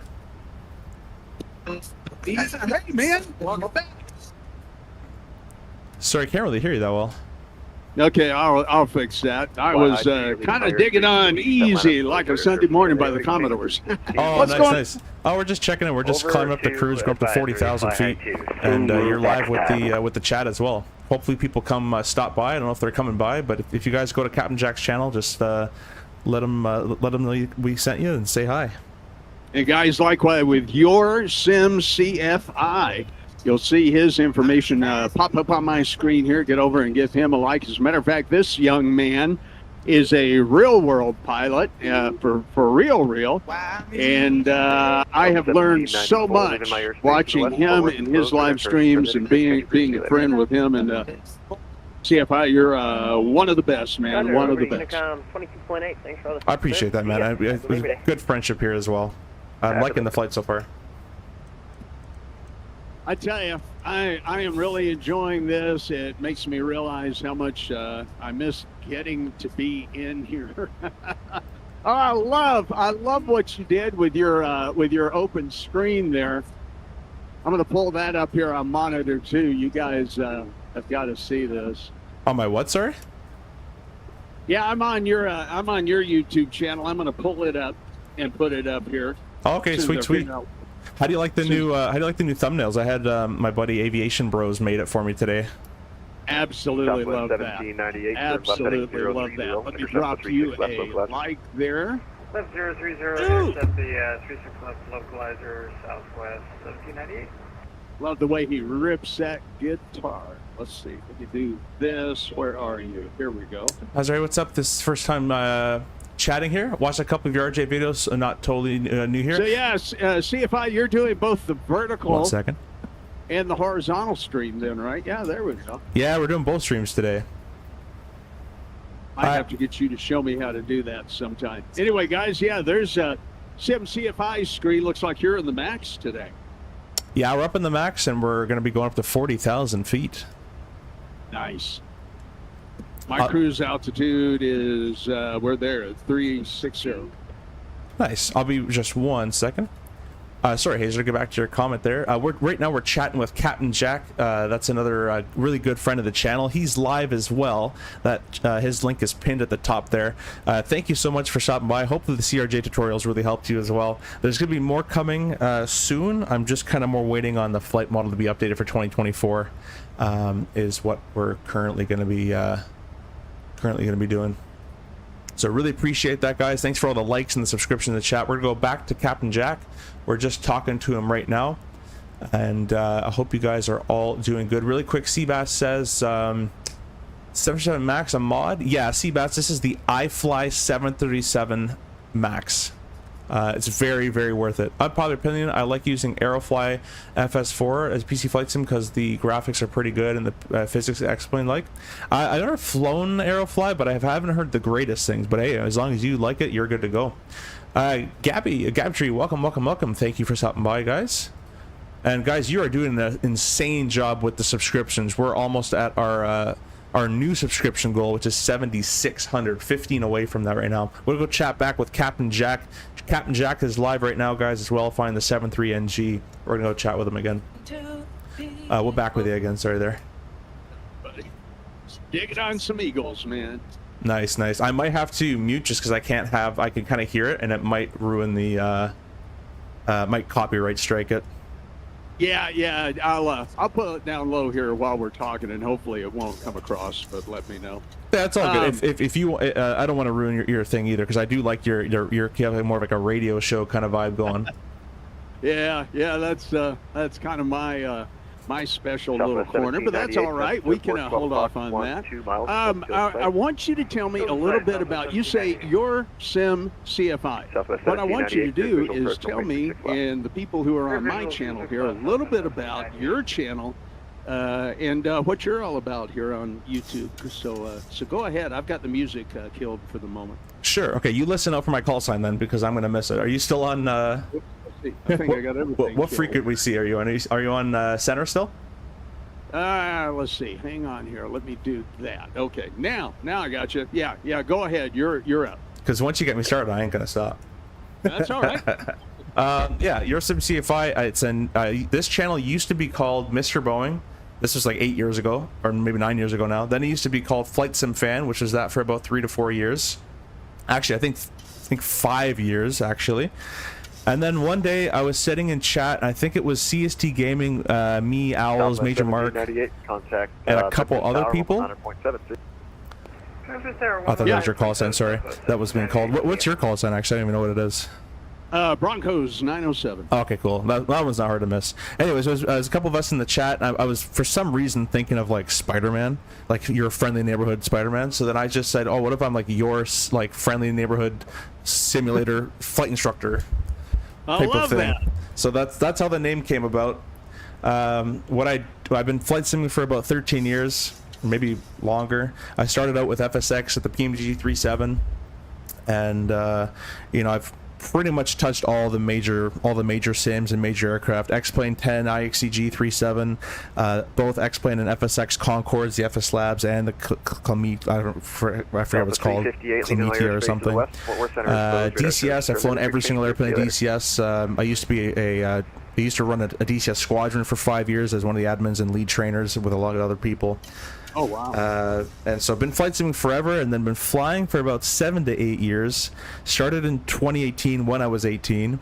Got my PPL at 18, CPL at 19, and then my ATPL written test completed around 2021, or 2020 actually, just in time for Microsoft Flight Simulator 20 to come out. And at that time, I kind of put flight sim away, but then COVID kind of started hitting, and then I brought back DCS out. I've been playing a lot of DCS during that time, and only recently in the last year was I making videos, and that's because I went on the I went on to the CRJ in real world. I fly the RJ 900 for a North American carrier, and I started to watch Owls and other streamers, and I watched videos and things on flight sim, and I saw some CRJ streams start to pop up where people are doing some incorrect things. And I thought, why don't I make some videos on how we do it? Maybe not taking off in pitch mode, and maybe not turning on the ignition for a startup and stuff like that. Right. So that's how that started. And then Flight Sim Gaming, Lonnie, my good buddy who I've met in real world as well, has said you should do live streams. And so I basically started doing live streams because of him. Oh, that's great. I don't know if you and I have known each other quite some time now. I don't know if I knew that. That's pretty cool. Yeah, so it was a slow process because, again, at an airline, you don't know what you can show, what you can't show, all that kind of stuff. But from the people I've talked to, it's basically, it's video game land, so I can have some fun with some stuff. Absolutely. Oh man, well, you've taught me so much. I have learned how to do so many things a lot finer in this realm because of everything I've learned from you. So thanks again for your friendship and support, and it's great to have you here flying along this afternoon and live streaming. As a matter of fact, you and Charlie 31 are both live streaming here. Oh, Charlie's live as well. Okay. Yeah. Had him talk a little bit about his VR exploits. Yep, actually, so all my DCS is all VR. For the last 4 years, I cannot fly DCS without VR. He does it in flight sim, which is kind of cool. To me, I can't sit in it just looking at nothing, or at an airplane for that long. But at least in DCS, you're moving around, you're fighting. It keeps me entertained. But in VR and flight sim is a different thing. And I think we might have some Pimax affiliation coming around the horizon here soon as well. I currently own and paid for myself a Pimax Crystal Light, and it takes a lot of juice to run it, but it is really cool. That is cool. I was going to... Now I've lost my train of thought. Okay, never mind. You lost your plane of thought. Old man brain. Yeah, this is just the best hobby. And, I've told you this before. I sim here. I've got a combination kind of home office, kind of ham radio station, flight sim station, audio station. It's all self-contained in here. As a matter of fact, let me go ahead and go to this camera, and I'll give you guys kind of a tour here. Let's see, can I do that? I'll have to get rid of the camera here a little later, but I'll give you guys just a real quick tour. Got all caught up there. As you can tell, it's my wife's laundry room. See, there's the washer and dryer. But over here is my okay, thanks, Seabass. Thanks for sticking around, and I hope your flight goes well. I've got all our networking stuff for the home. Do I usually make my cruise speed? No, I usually don't change my cruise speed. I just go with whatever the flight planner said, unless... And then you come to the other side of the monitors, and... I'm just going to mute Discord for a second, but I don't change cruise speed too much just because it is... All that cruise speed is... all the fuel numbers, sorry, are based off my cruise speed, so... I don't change it too often. But we made it with top of climb with supposed to be 13,000. We're at 13.5, so we're about 500 pounds above planned, and we are 1,500 pounds above minimum fuel at our top of climb. And yeah, so we're doing good. We're doing our next fuel check at FAM. We're gonna unmute the Discord again. Plane collection and radio collection. I've got a lot kind of crammed into somewhat small space. So Matthew, if you ever get to come to Denver, and Craig, if you ever get to come by, you'll get to see all this stuff in person. But it's fun. I've managed to cram a lot into a small space. Yeah, man, for sure. I actually have, if I don't pick up any flying, I actually have 5 days off or 7 days off coming up in September. Okay. I didn't press my push stock in Discord. Drink there and sorry, I actually didn't press my push stock. Sorry, but what I was saying is I have a vacation coming up in September, so I might be able to come by for a day or two. Oh man, you got to let me know when that is. September is going to be a super busy work month for me, but yeah, I will make time. For sure, yeah, we can try to figure it out. Yeah, and Craig too, I'm sure would be nice if the three of us could get together. That'd be really great. Yeah, absolutely. Keep us posted.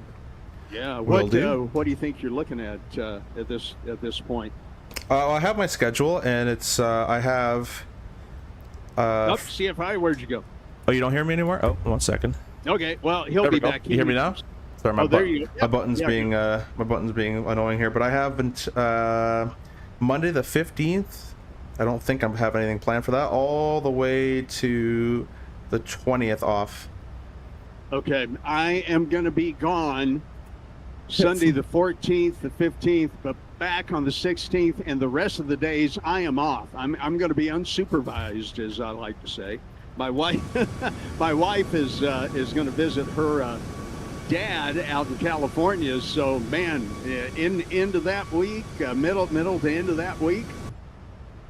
Yeah, that might work. That might work real well. Cool. We can see if we can get something going. Absolutely. Yeah. Now, of course, Craig, are you back to work by then? I am, but middle of the week, that's my first week back. So, I mean, if you fly in, let me know. I'll meet. 22-8, United 1716. He'll be able to meet you right in there.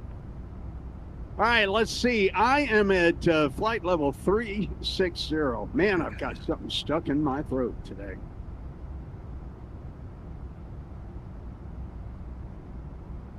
That's what I get for eating those chips earlier for lunch. Let's see here.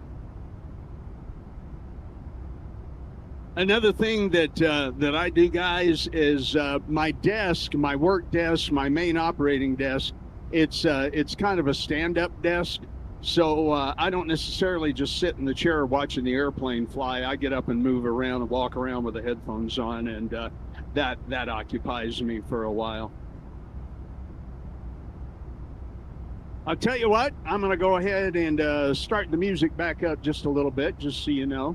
So we'll listen. By the way, guys, feel free to keep commenting. Here to get started. I'm still here reading everything, so don't worry about that.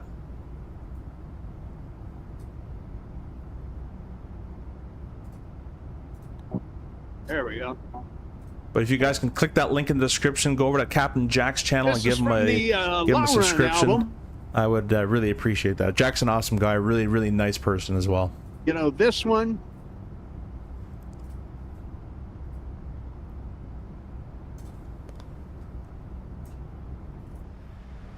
All right, guys. Well, we got another about 2 hours left in this flight. We're just kind of cruising along. My buddy Flight Sim Gaming, Lonnie's ahead of us. He's just been given over to Unicom. So we'll probably get given over to that as well. I've just submitted a request with crew scheduling to fly tomorrow, a little St. Louis turn. So we'll see if I get that awarded to me.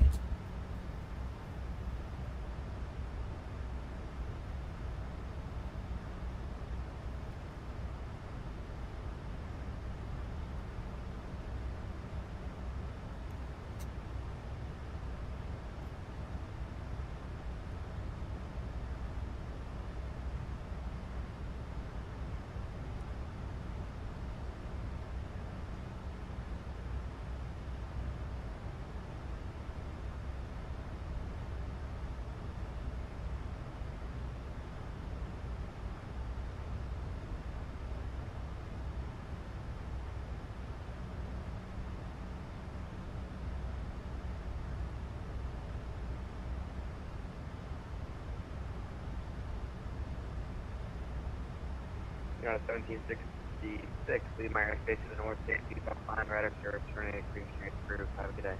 Over Unicom, United 1766, thanks for the service. Have a good day. Yeah.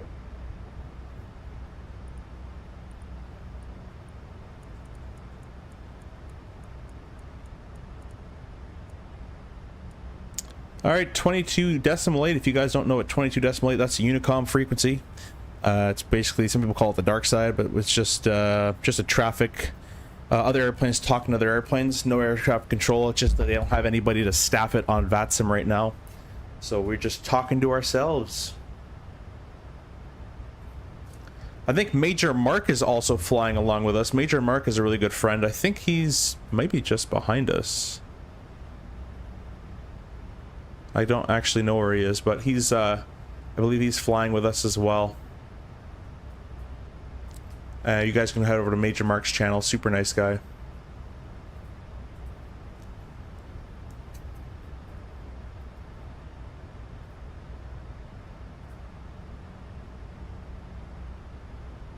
Guys, we are 8 subscribers away from the goal. That's insane. We went up so many subscribers today. That is wild.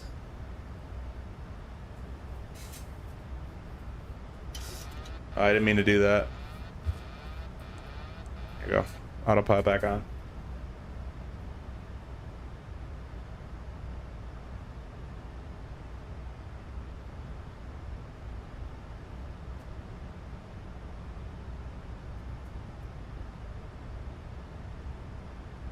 Also, guys, if you guys struggle with IFR holds, or what a hold is, I just released a video on my channel, and it's the goal of it is to teach that any airplane can hold regardless of how old it is.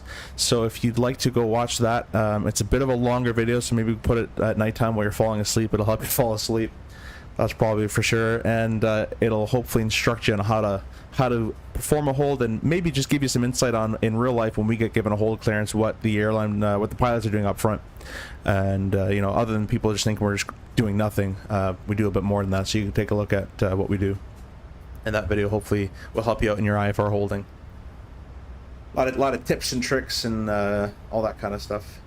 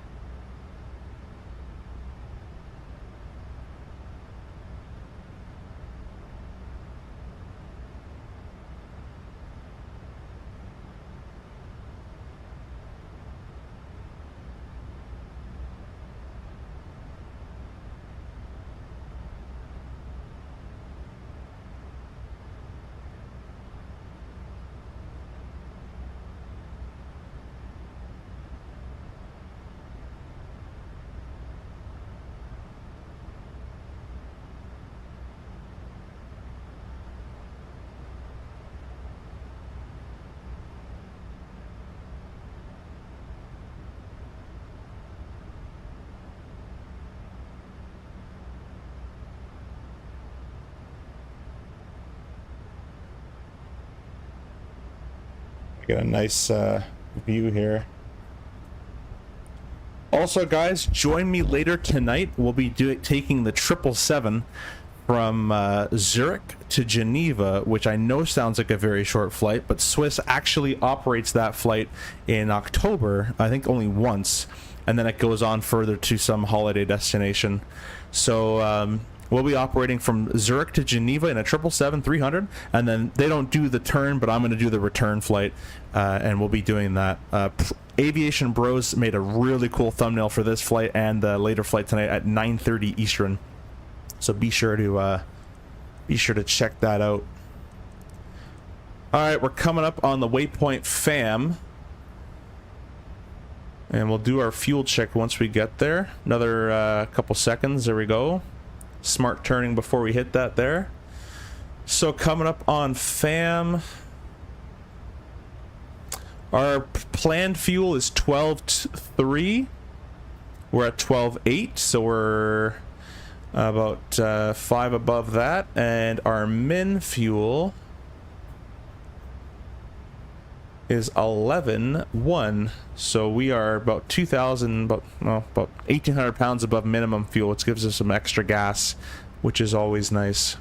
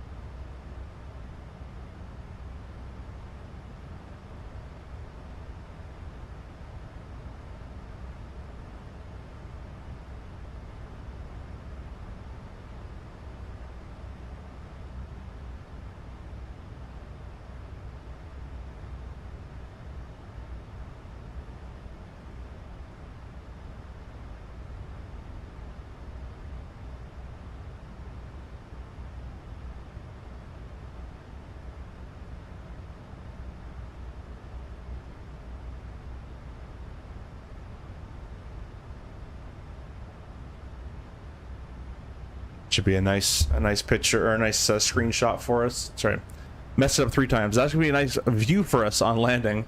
There we go. There's words.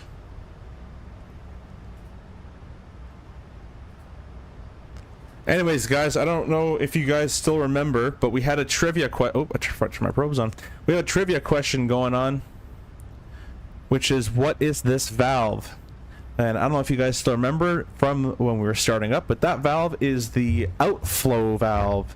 Basically, if you want to think of an airliner as a tin can, these engines, we're extracting air from these engines to pump into the cockpit and the fuselage.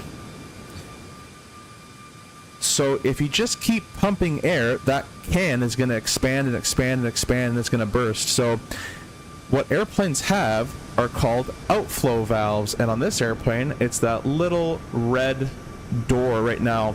So it's just slightly opened, a crack, and that's so all the air gets pumped into the fuselage or the pressure area, and then it's going to be just slowly leaking out the back. Just so if you had a completely sealed airplane and you just kept pumping fresh air to pressurize the cabin, it would pop. So we need a little bit of a door.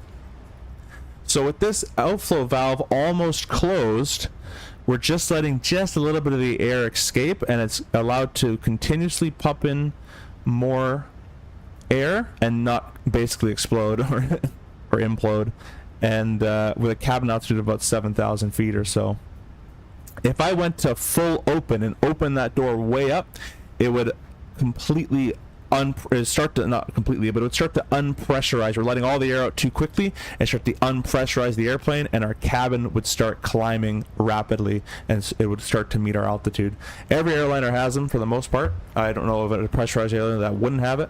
There might just be called something else, but it's the outflow valve or pressure relief door or whatever you want to call it.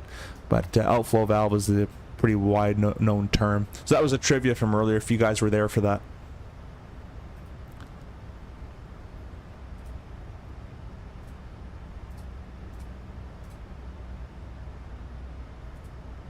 Anyways, time en route so far, we have an extra, or not an extra, we have another, let's see, another hour and 50 minutes. That's not too bad.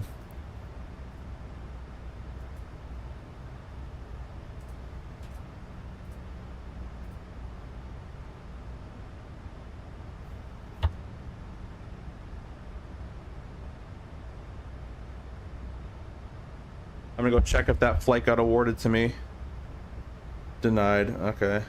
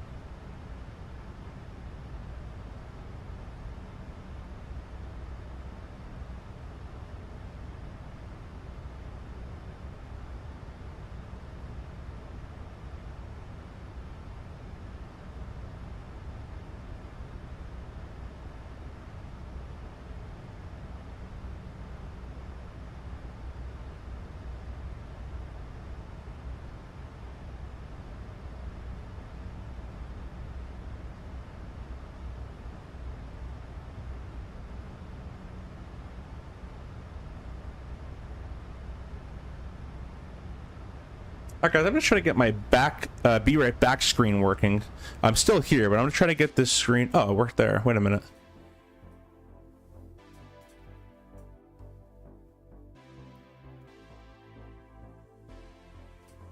The game part isn't working.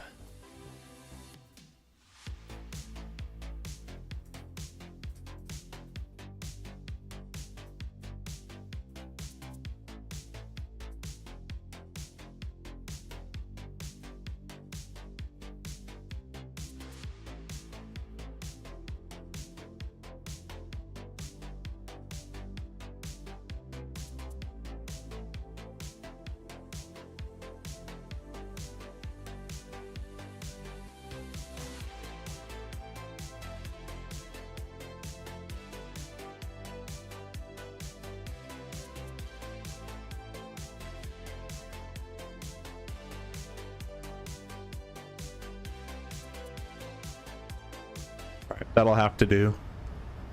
Guys, we are 4 subscribers away from our subscriber goal. I keep saying our like goal. Our like goal is 5.2 million.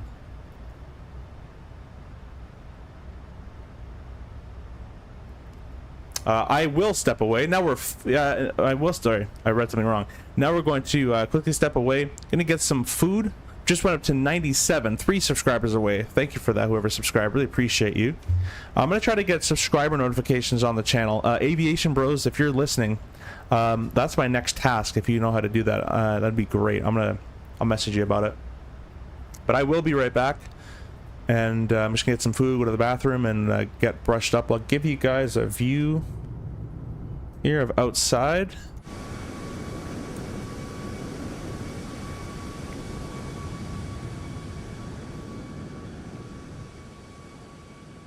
I guess it doesn't really matter because I'm going to do be right back screen. But anyways, I'll be right back.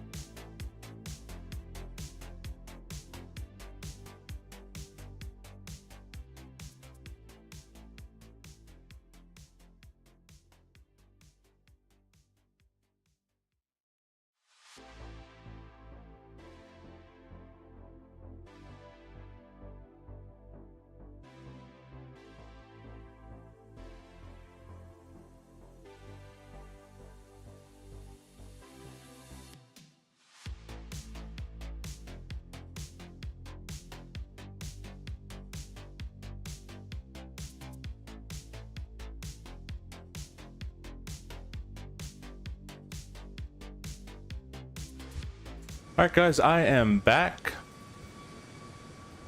Just went to the bathroom, had some food. Let's join on back up with Captain Jack.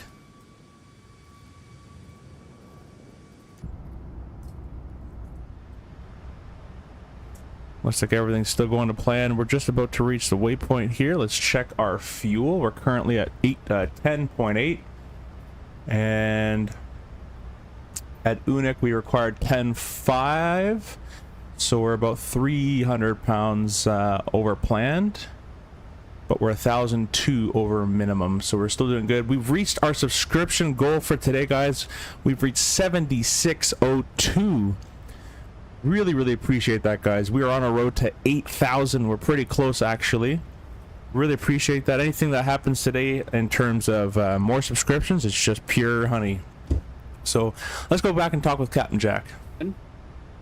Of the 2025 season coming up. Yeah, CFI's got some great views there. I'm back. There you are. How you doing, man? Not bad. We're just chilling. Another about an hour, I think, en route or so. Yeah, let's see. Let me look at my progress here. So 2200 is when it says we'll be landing in Denver. So, yeah, we're about an hour and a half away. No, about an hour away, actually. Yeah, I have an hour and 22, so I'm about 20 behind. Yeah. So, yeah, I'm seeing 241 nautical miles to a top of drop, and everything's looking pretty good. Yeah, nice. How's your stream going? It's going pretty good. It's kind of funny. I just went for a drink and some food, and I came back, and more right rudder commented saying you have controls when I came back into the flight deck. That's awesome.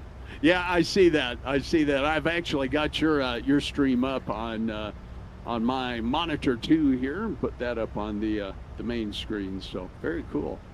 I'm having some interesting problems where my flight sim computer that's using OBS to feed over to the streaming computer looks smooth as an Android's bottom, 138 FPS. Everything looks really good, but the OBS computer is micro stuttering for some reason. Now let me see if it does it. That's strange. Yeah. Let me check your stream here. Yeah, Charlie 31 was looking at it as well, and he's the stream is micro stuttering. Yeah. Well, I can't really shut down OBS. You can actually, you can try to close OBS and then reopen it, and then without ending the stream, just close it, reopen it, start the stream, and it should pick up from where it last was YouTube Studio. Are you sure? I've done it before twice, and it worked for me. As long as you just close OBS, either through Task Manager or with the X, I would do Task Manager. Open it up, press Start Streaming, and then go to the Manage. I don't know how you start stream, but I start stream, and it says Manage. You go to your Manage Streams, and it's a scheduled one, and you pick from the list of streams. I don't know if you do it that style or with the code.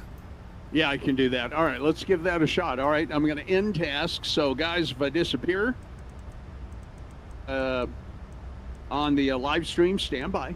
Okay, here we go.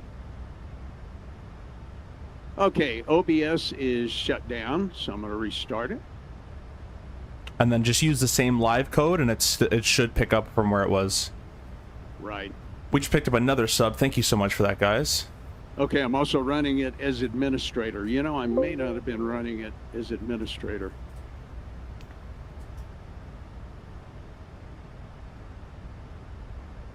And I know that's critical nature as well. Okay, let's do that. Okay, that's back. You know, I haven't connected, and it's still, I think it's still doing it. Look at the color of that blue up here at 40,000 feet. That's with Rex Atmos making that nice blue color, and the reflections there. Yeah, that's actually the right. I've never had it do this before. Why do I get all the fun problems? This is the first officer right-hand seat reflection, but don't worry about that. Are you still there? Yep. Yes, I hear it. Looks like you're back, Jack. Yeah, it's back, but I'm still seeing the little stutters in OBS. Yeah, I see it doing it as well.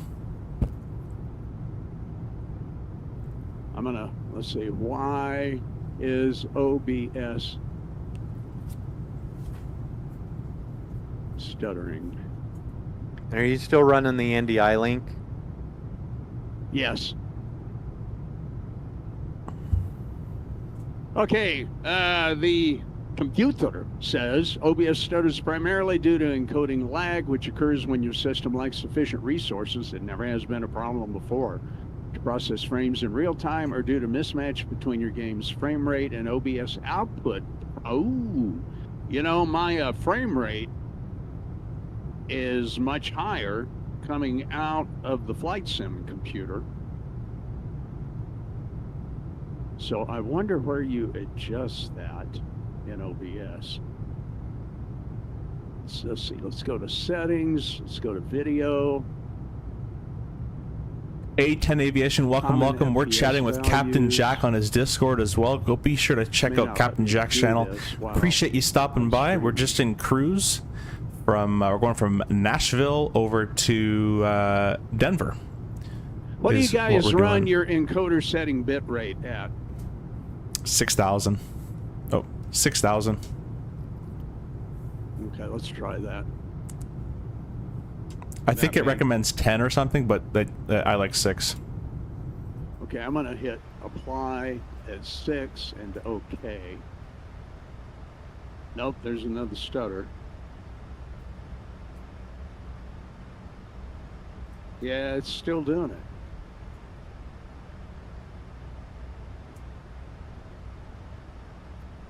Okay, let's see what else we can fool with while we're cruising.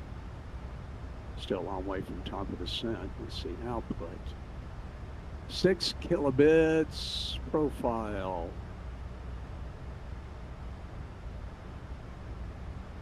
Let's just try single pass, multi-pass mode. Let's see what that does.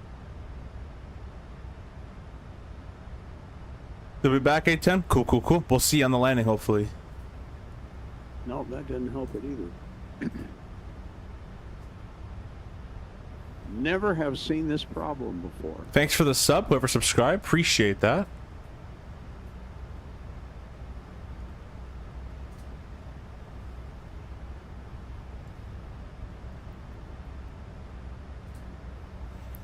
Yeah, it might just need a full PC restart. Maybe it's a like a processor glitch going on or something.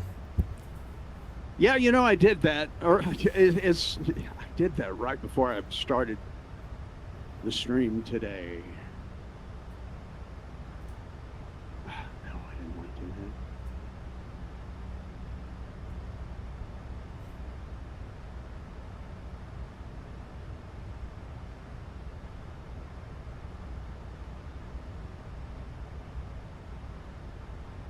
You know, I got one more idea here. Let's see, stream. Nope, that's what I want.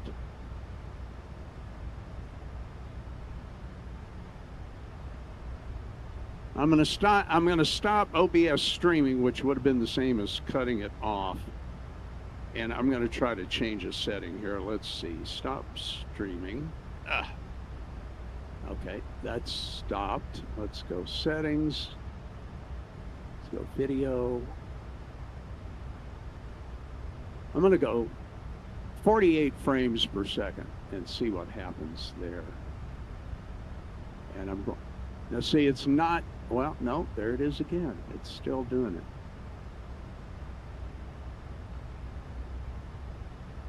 Yeah, I hate to shut the whole PC down because it'll take 10 minutes for it to totally reboot. They just have to live with this for the time being. Kind of sucks. But Jack, on the second computer, do you know how to look at the performance? Yeah, well, down on the bottom right-hand side in OBS, it says dropped frame 0. It's got 4 green bars, 61 kilobits. CPU. So go into Task Manager. Task Manager. Okay. and then select the performance tab on the left. Got it. Are you 11 or 10? What am I reading? Yeah, just look. I see under just performance. Look for like either the CPU being pegged or any of the RAM being pegged. No, it's or the network. No, it's nowhere near. Well, let's see. Ethernet, 120 megabits per second.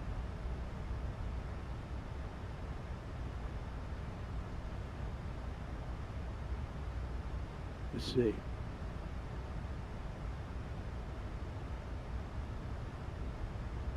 Interesting. No, it's nowhere near being maxed out. Okay. It's under 200 megabits per second. Like I said, it's gigabit internet, even though there are three. How about your RAM usage? Let's see. Your memory usage. No, memory is, let it reset here. 16 gig of RAM, and it's using 9. Yeah, it's not coming anywhere near maxing any of this out. That's a trick I didn't know before. Yeah, and the GPU's not even maxed out anywhere. Looks like it's just limping along. Huh. I don't know, man. All right, guys. Well, what do we do? We'll just fly along here. Hopefully it won't be too bad. It'll be livable, but yeah, the output's seeing a stutter there. Wow. Hopefully it maybe gets better. Yeah, I've never had it do this before. You know, here's the thing, too. I do have kind of a more powerful computer waiting in the wings. I just have not had a chance to do anything to it or with it.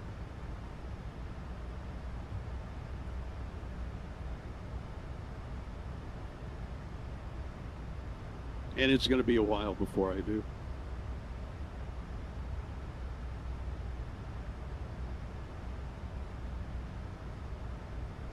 The other one, Jack, to look at is, are you running any other YouTube streams right now?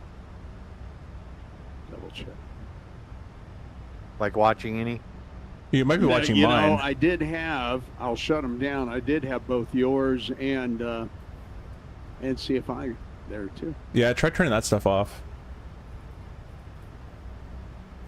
Oh, I'm not talking. So Yeah, try turning that stuff off.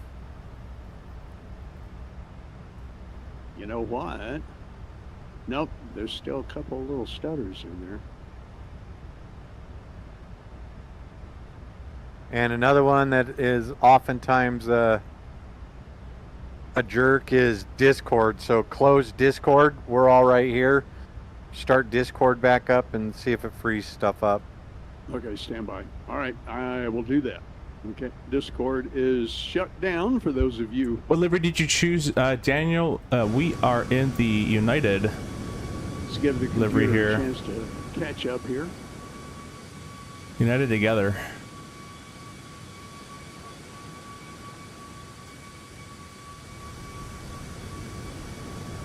Thanks for commenting. Thanks for subscribing as well. Appreciate you being here.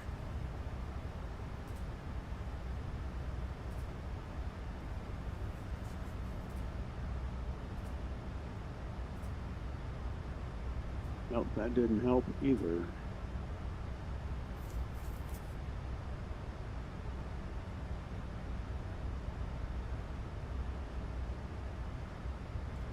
Hope you guys don't mind. I'm just messing with some borders and trying to get borders to work across the on the stream here. Unsure if you guys like the border, but you guys let me know. Okay, guys, I should be back in Discord. What? Yep, I hear you. Hang on just a minute. I'm going to do that one more time. That came back real fast. Stand by.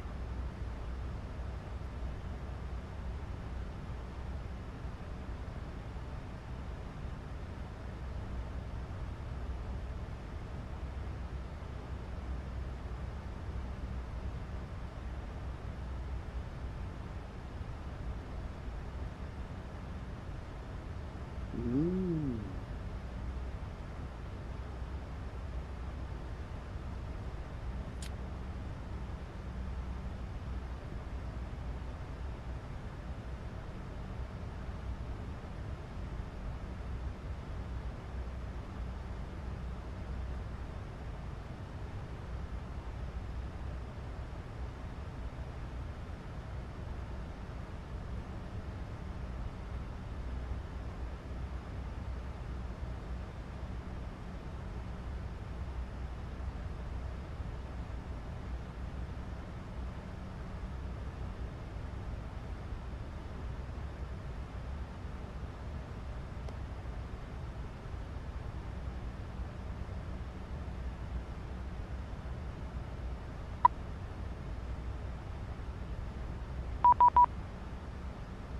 Twenty-five, 725. Okay, it looks like we just got a message. Kansas City Center. 125725. Did you guys get that? I Yep, did. I got it as Switching well. now. See you over Go ahead and there. check in. Right when I get ready to cross the line, too. I know, right? Yeah, you're a little bit out in front of me. And Yep. okay. City Center, let's American go ahead before 731, you- flight level 380. Kansas City Center, good afternoon. Broncos 907 with you, flight level 360.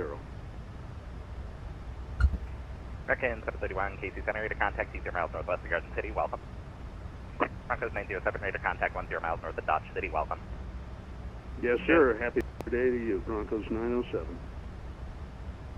Kansas City Center, this is FedEx 804, flight level 350, just to the north of the Forney VOR.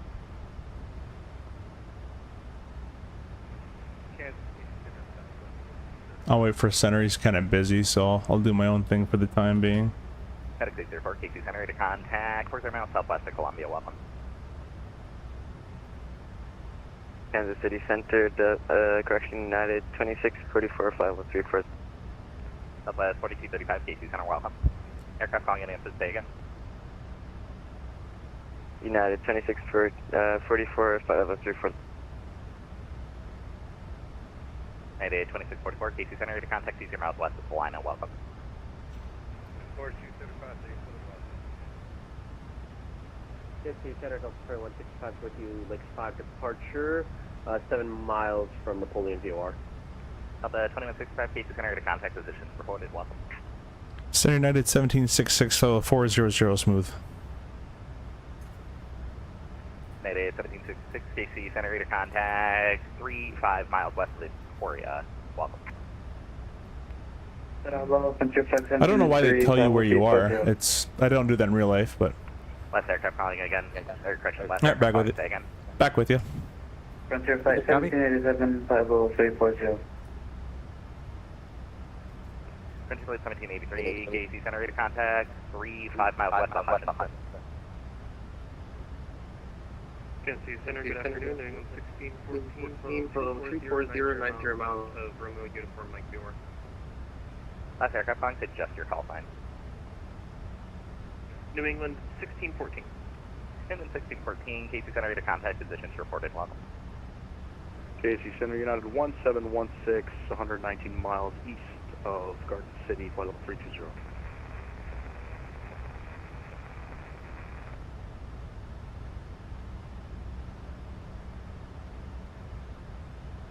Mayday 1716, KC Center, ready to contact. Number 1 Romeo Juliet, Romeo 12 left, set away. Kansas City Center, it's FedEx 804, flight level 350, 17 miles to the north of the Forney VOR. FedEx 804, KC Center, ready to contact positions reported, welcome.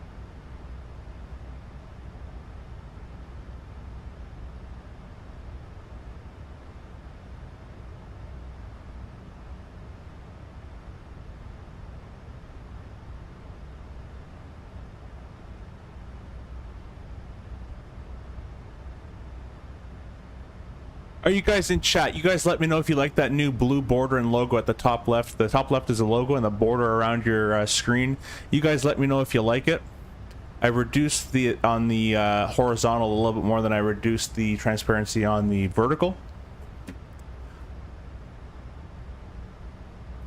I think I'm going to get rid of it on the horizontal stream. 66, clear it, chip. Direct chip, United 1766.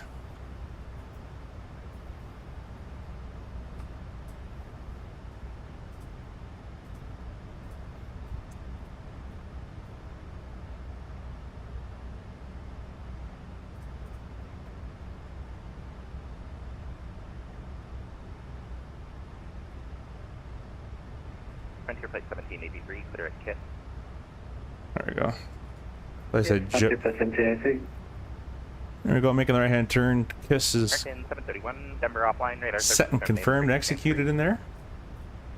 American 731, switch, appreciate you. 30 plus people in chat, only 26 likes. Smash the like button for yeah, exactly, guys. Come on, we had 100 people watching earlier, only had 30 likes. No, I'm joking. Hope you guys are enjoying yourself though. Robbie, welcome. How long till destination? About another hour. So set a timer for about. If you want to watch the approach prep, set your timer for about 15 minutes. We'll start that shortly, and then if you want to set for landing, set it for about 45 minutes. Adam, hey, welcome. New GPU driver causing issues. 44, Not for me. Mine's been really good. What I would do though, Mo, is I would install the latest driver and then uninstall the NVIDIA app. That NVIDIA app caused a lot of frame loss for me. I have a whole settings video now that's going on, and if you watch that settings video, I go through what my settings are, and uninstalling NVIDIA app really helped me.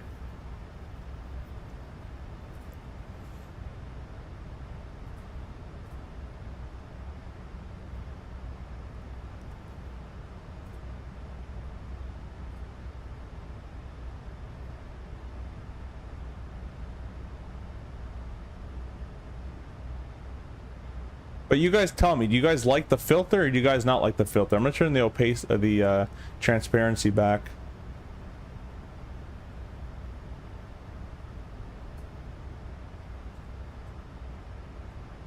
You guys let me know if you like the filter, or not the filter. You guys let me know if you like the border around your screen, that little blue border that kind of matches the thumbnails a little bit. You guys let me know.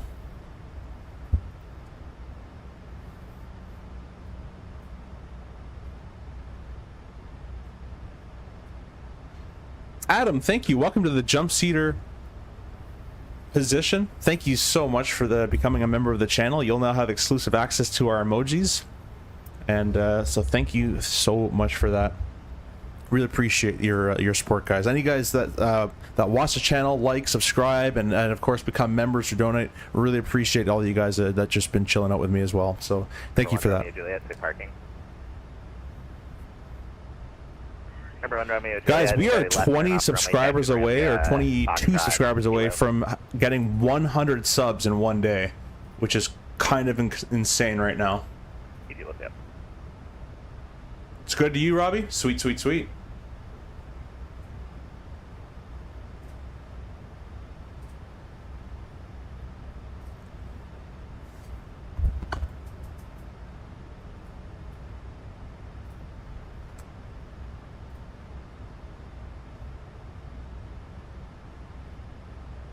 Union 1614, state Mach number. We are at Mach .76. Union 1614. It is 1766, state Mach number.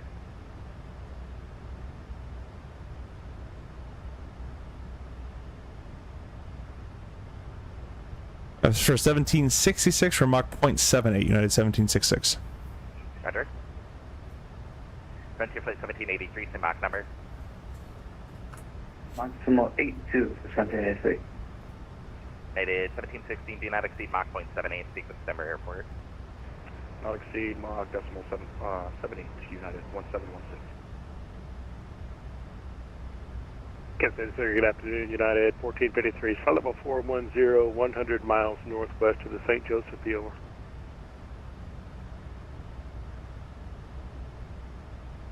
At 1453, consider center into contact positions reported once.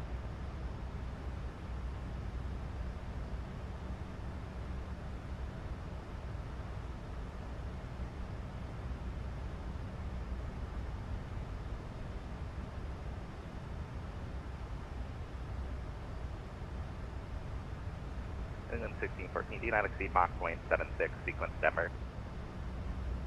Do not exceed 0.76, New England 1614.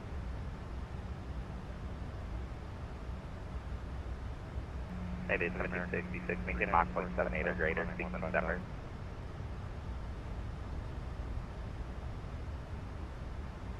United 1766.78 or greater. 78 or greater, sequence Denver. 78 or greater, United 1766.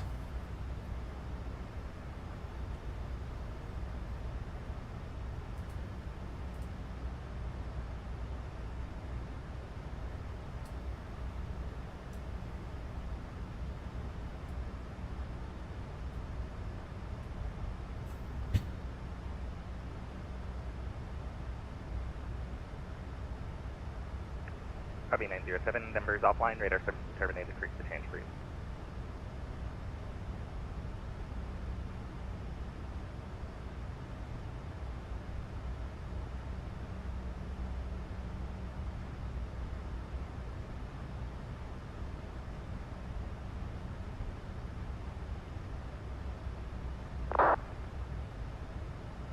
Kansas City, American 394, 97, climbing 15,000.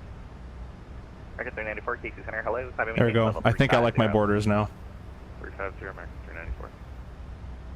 Kansas City Center, FedEx 804 requesting lower. Oh, I can ask Jack there. That's aircraft calling us on the landline, say again. FedEx 804 requesting lower.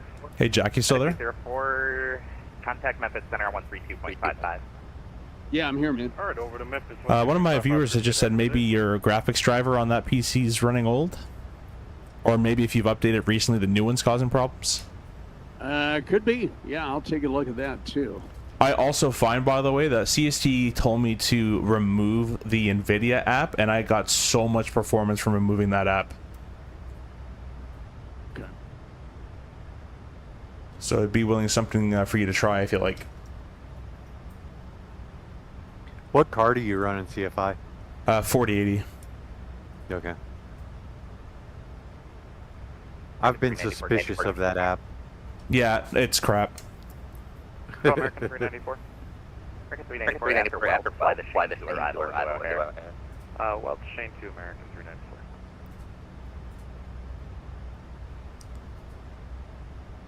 Do you fly over UK like Manchester? The other day we did a Dublin flight, so not quite, but we probably might sometime. Definitely not impossible. Yeah, I use a program called Revo, R-E-V-O uninstaller, and it does a tremendous job of getting rid of every last little inkling that a program lives in it. So let's see. Oh, that's good. Adam, no, just the NVIDIA app. Experience shouldn't cause any problems, but it's actually called NVIDIA app. That's what the actual program is called. And if you have it with the newer cards, which it is a nicer app, but if you're running it, it causes so much more problems, at least for me, in terms of performance. Yes, I do.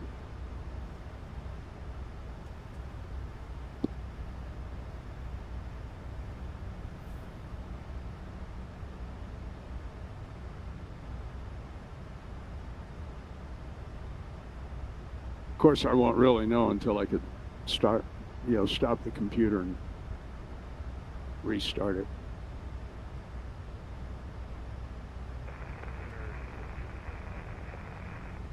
I don't really need the NVIDIA app on my streaming computer.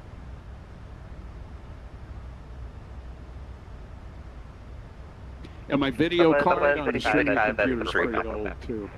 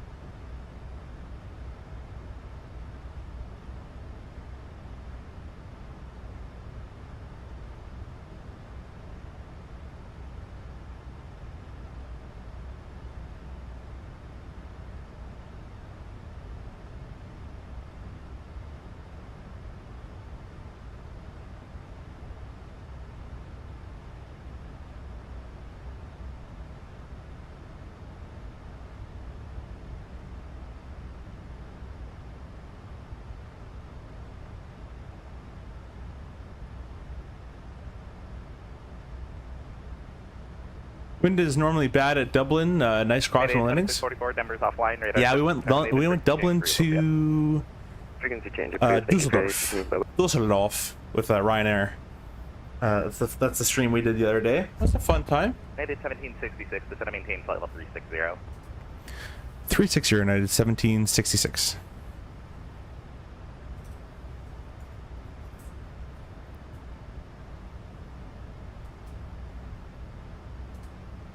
Alright, let's get 360.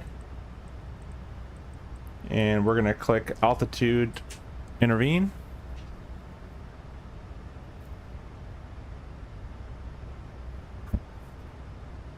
VNAV path.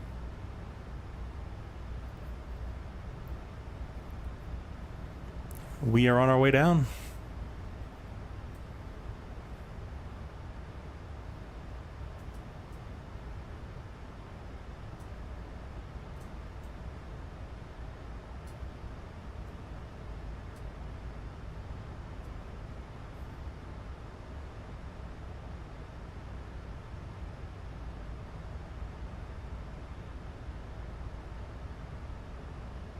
Market 394, clear at well. Mark well, market 394.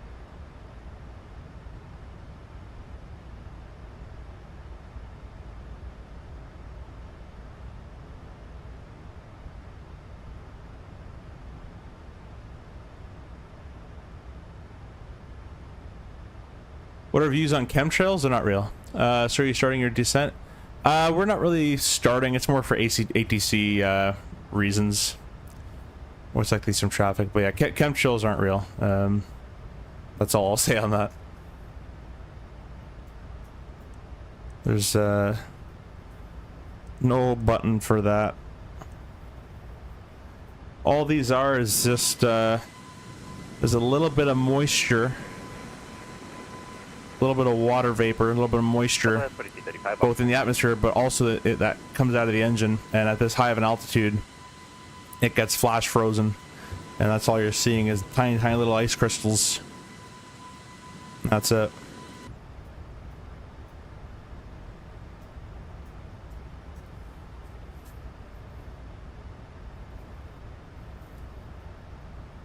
Robbie, wrong channel, my buddy. We don't do that here. To remove NVIDIA app, do you mean GeForce Experience? Oh, I read that one. Yeah, never mind.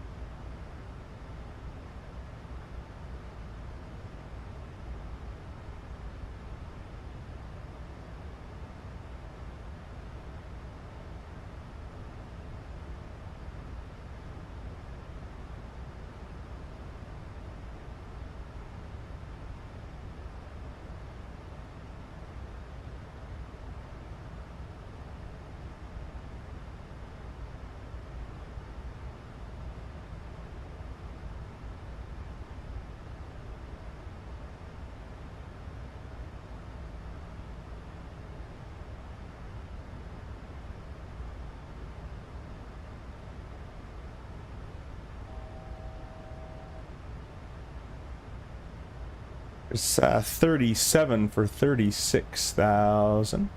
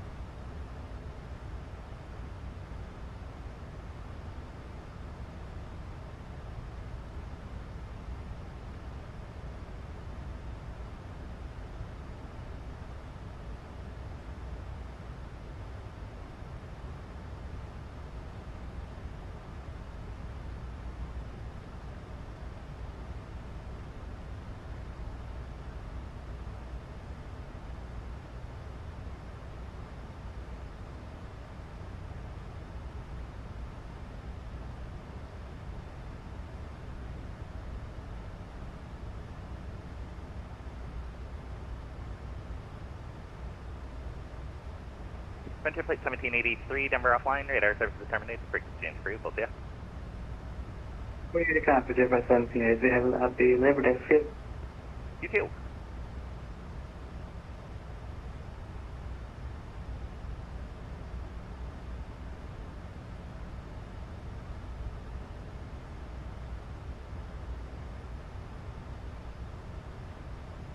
How's that look, guys? A little bit better? I think that looks a bit nicer, actually, than having the whole border around everything. He wanted 7.8 or greater. Let's go ahead and do 7. Let's do 7.9 for the time being, because I've been a bit slow fixing my visuals. Where's the FFE pendular yoke on the market? Yeah, honestly, like with the travel that this has, like that the TCA has, it's not that big of a deal. You don't feel a big difference, in my opinion. I fly pendular in a roll. I fly the RJ, which has pendular, but I don't really see a big difference. But there will be soon. Winwing will be coming out with their 371. Hold all, then adjust cameras should crop. Oh, I didn't know that. I just did it the ridiculously hard way. Is what I've been doing.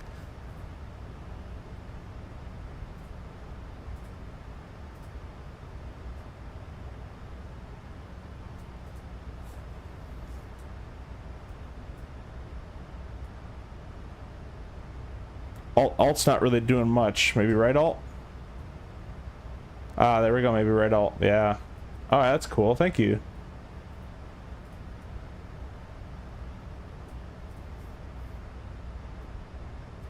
The problem is I can't see.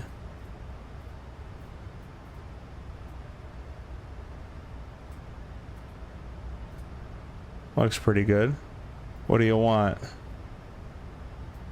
That one says air, oh yeah, air conditioning. All right, 36,000. Even the RJ is smart enough to know.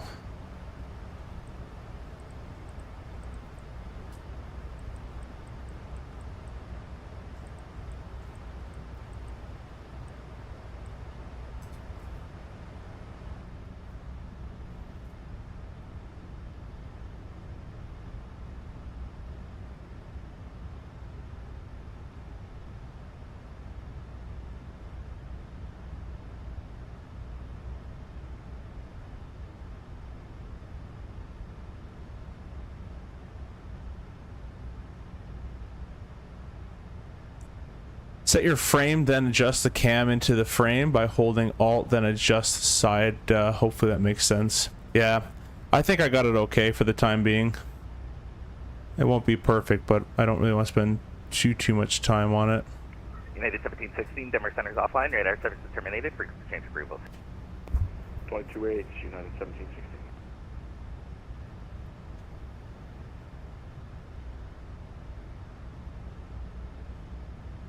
The cabin is descending. That's so dumb that it doesn't know how to... Oh, we have an auto fail.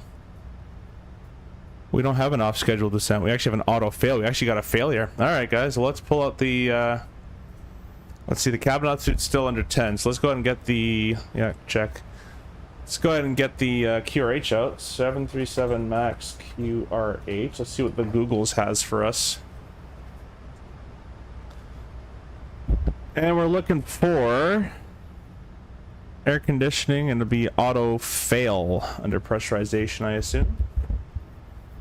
They get the cabin altitude warning, so it's not that bad. Auto fail, found it.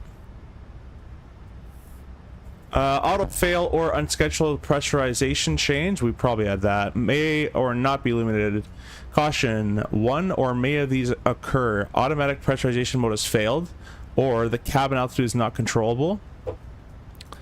Looks like it's starting to become uncontrollable. We'll see. To maintain control of the cabin, that's the objective. Increasing thrust may ensure sufficient air supply, and we're at cruise, we're fine. One at a time. Engine bleed, air switches both verify on. Engine bleeds are both on. One at a time. Allow cabin rate to stabilize before placing second switch to auto. Pack switches both verify auto. Yeah, auto. Both bleeds are on. Choose one. Autofail light is extinguished and cabin. Nope. Autofail light is illuminated or cabin altitude not controllable. Pressurization mode selector alternate. Alternate. And continue normal operation. Let's play with this for a little bit and see if it works.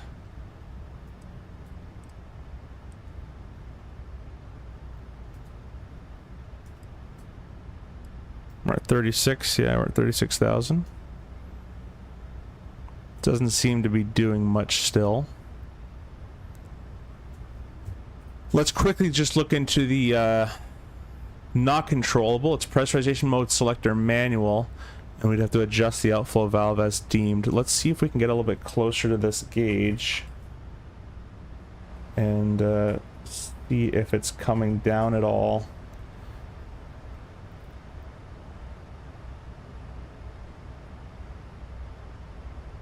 Yeah, the cabin is staying where it is. Let's go ahead and put this in manual. And if the cabin is climbing.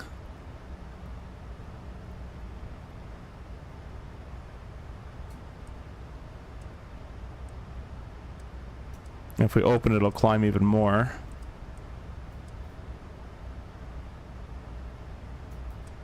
So that's working. The outflow valve is working, but we're not really getting much pressurization from it. We'll go back to alternate. This cabin is redescending. Yeah, we both have duct pressure in both the left and the right, so that's good. I'm gonna open up, oh, not that. I'm gonna open up the outflow or the isolation valve and see if that does anything for us.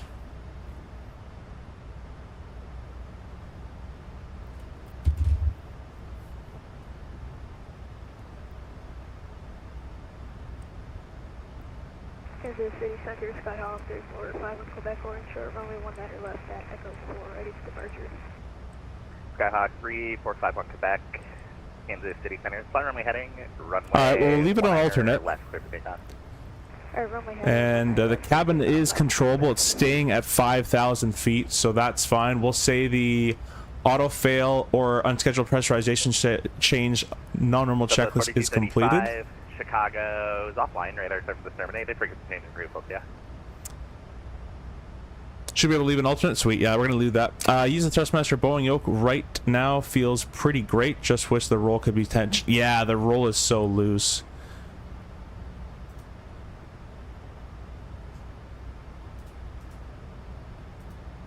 Was that for us, guys? That little frequency change? I don't think it was. You guys let me know.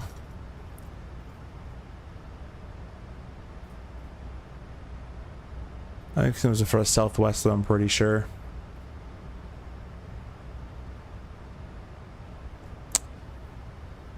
Despite some stay up there, COVID weather was so nice when the planes were grounded.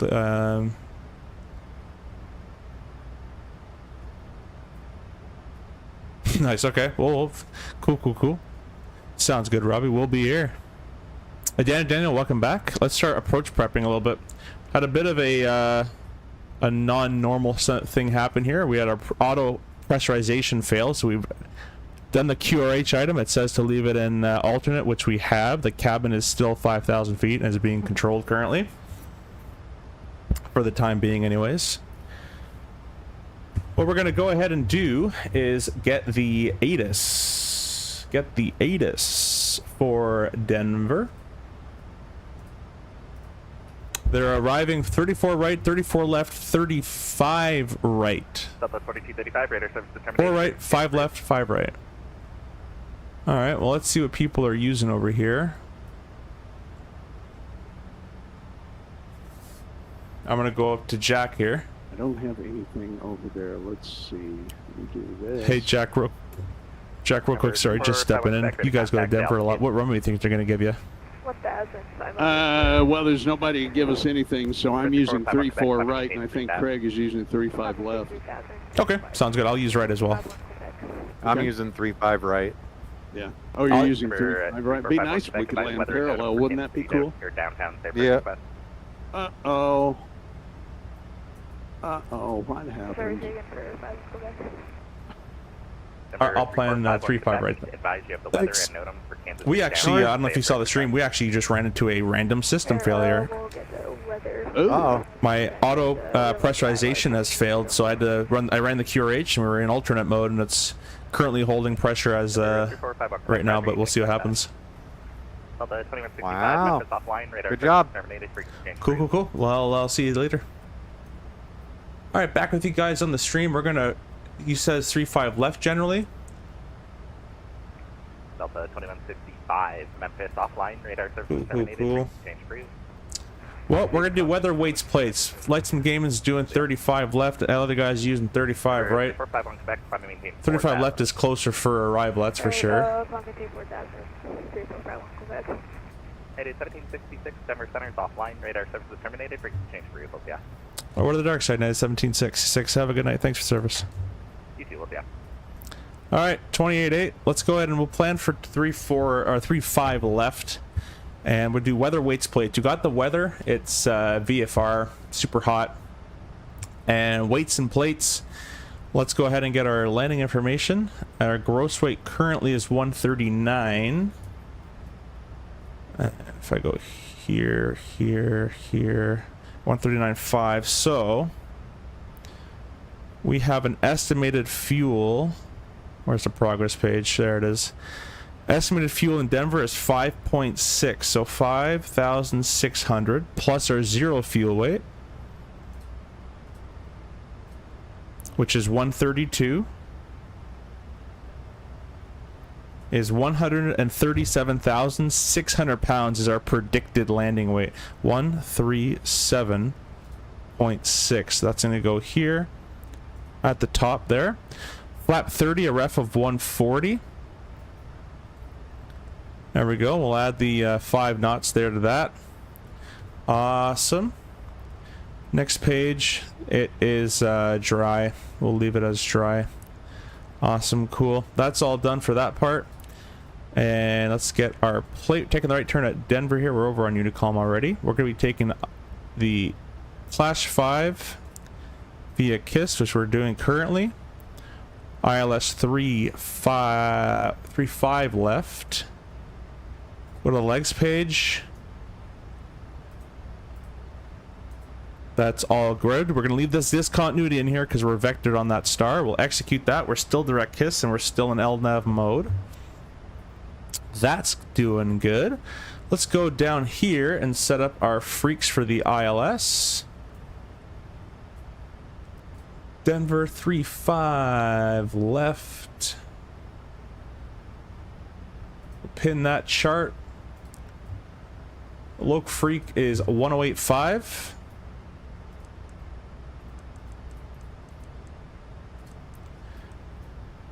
And 108.5.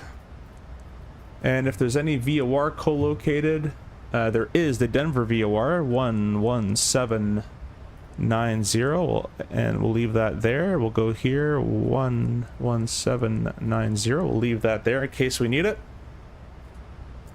So that's all been set up. Our MDA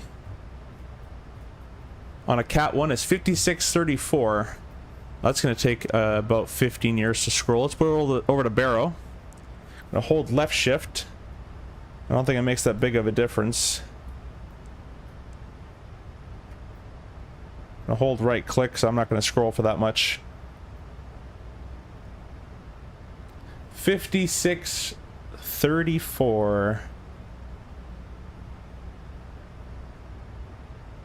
Yeah, they didn't get automatic FMS tuning. Even the CRJ can do that. We don't trust it. We always do it manually anyways, but the CRJ is technically capable of automatically tuning your ILS for you in the next gens.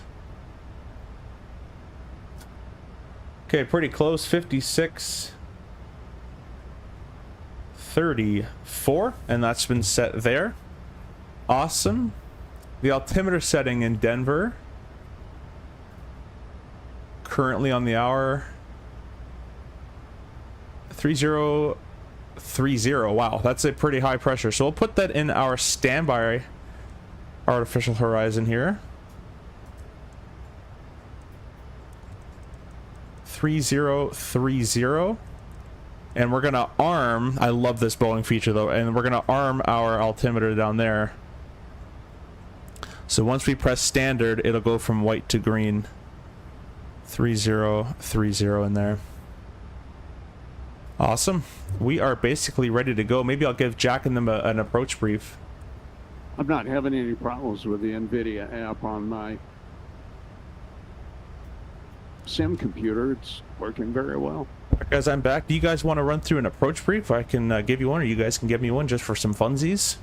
Oh, go ahead, CFI. I am not streaming. My my PC, my streaming PC has lost its video drivers and it crashed. So. Oh, that sucks. Yeah, so my stream's not going. So for the benefit of your side. You're saying your driver screwed it up? I was trying to make some changes to get rid of the micro stutters, and it looks like I inadvertently uninstalled the driver, the video drivers for the video card in said computer. Oh. So dummy me.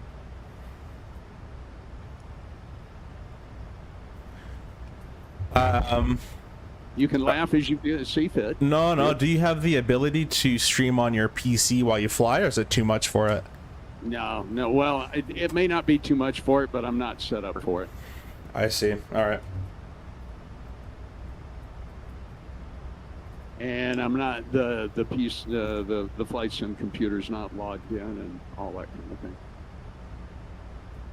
Well, that sucks. What do you do?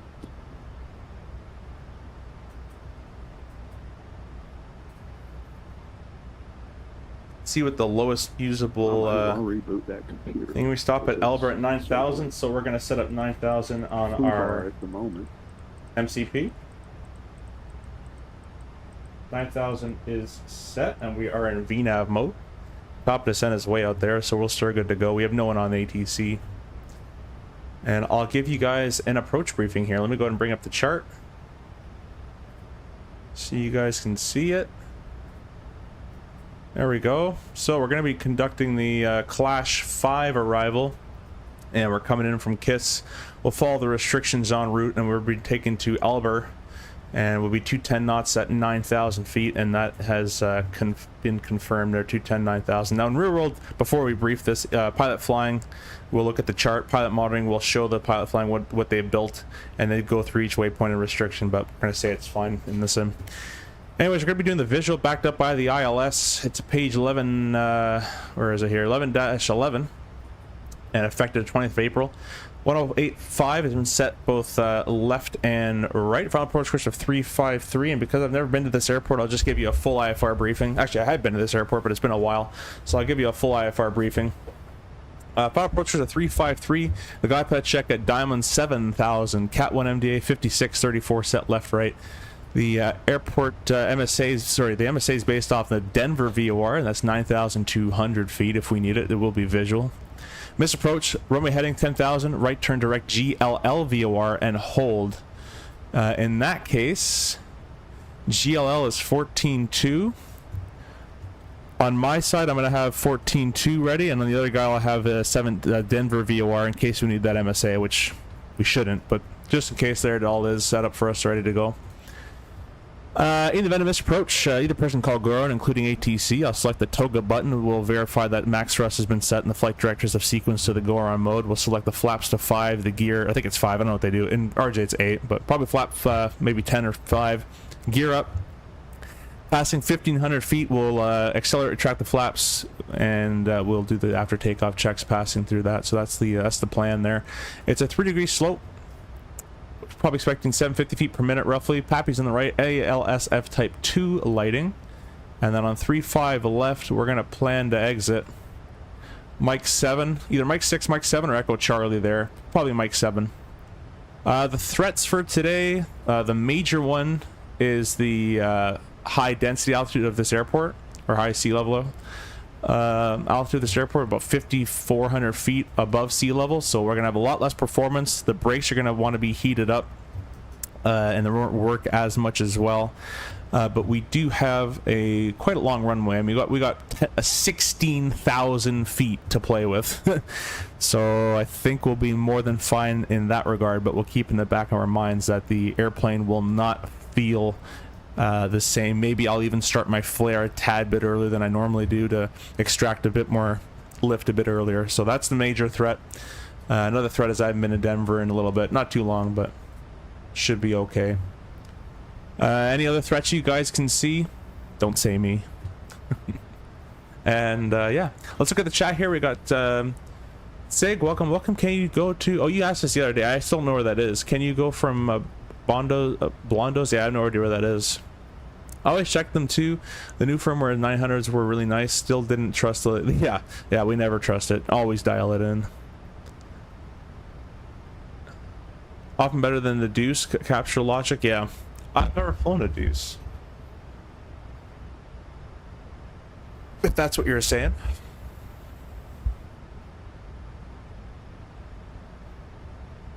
You should circle around both and land parallel. Yeah, no, not gonna do that. We ain't gonna do that over here.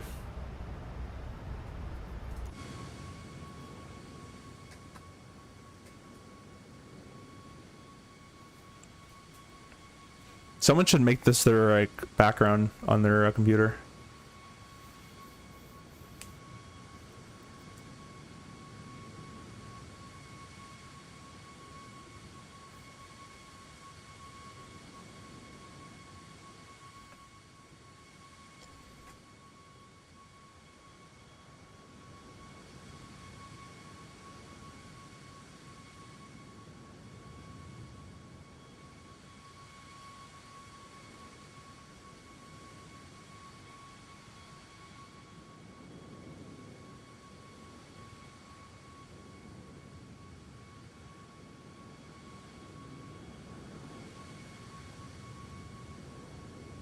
Alright guys, well, everything's going pretty much according to plan. We're all set up. What else we can do is get a runway, how much runway we're going to be using, probably about 5,000 to 6,000 I'd imagine, but we can calculate it here.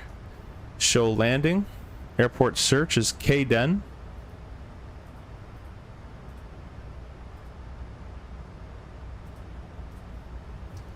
Runway 35 left. Flap 30. On. Off.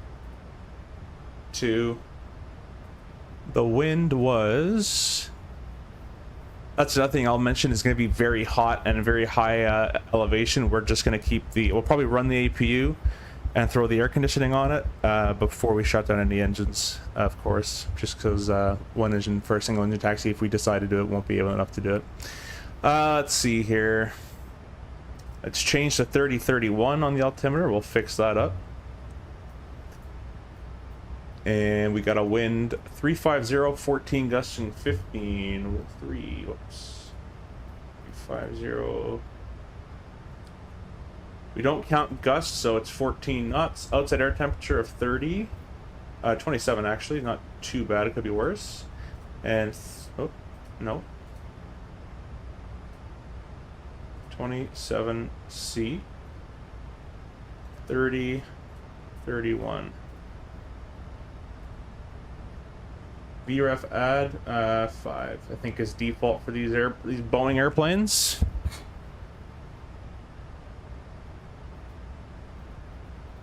It's not letting me press calculate.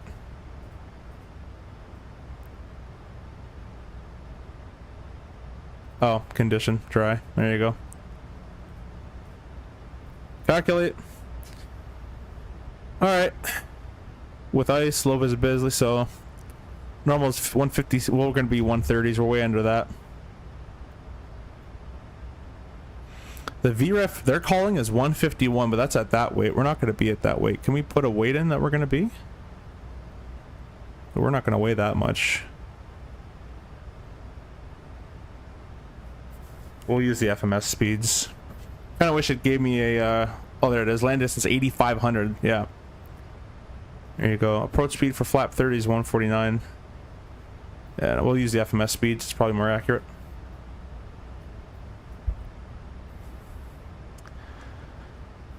Had the most time in the Deuce and the 900. Oh, the 200. I see what you're talking about. Barely touched the 700. The Deuce was a fun little plane. People complain about flying it, but wasn't much more work than the 709. Yeah, I'm initially type rated on the 200 with my company, and then we transitioned to the 9. The 200 is more work. Definitely is more work. And a lot of 200-isms you got to remember. But it's still, I've heard, a pretty cool airplane to fly though. Yeah, we're gonna use the FMS speeds. Top of descent's coming up. I'm gonna press data so we can have all this information popped up. We have to be below altitudes and all sorts of stuff to make sure this airplane's doing what I want it to do. First waypoint's above 30, and we're definitely gonna meet that restriction.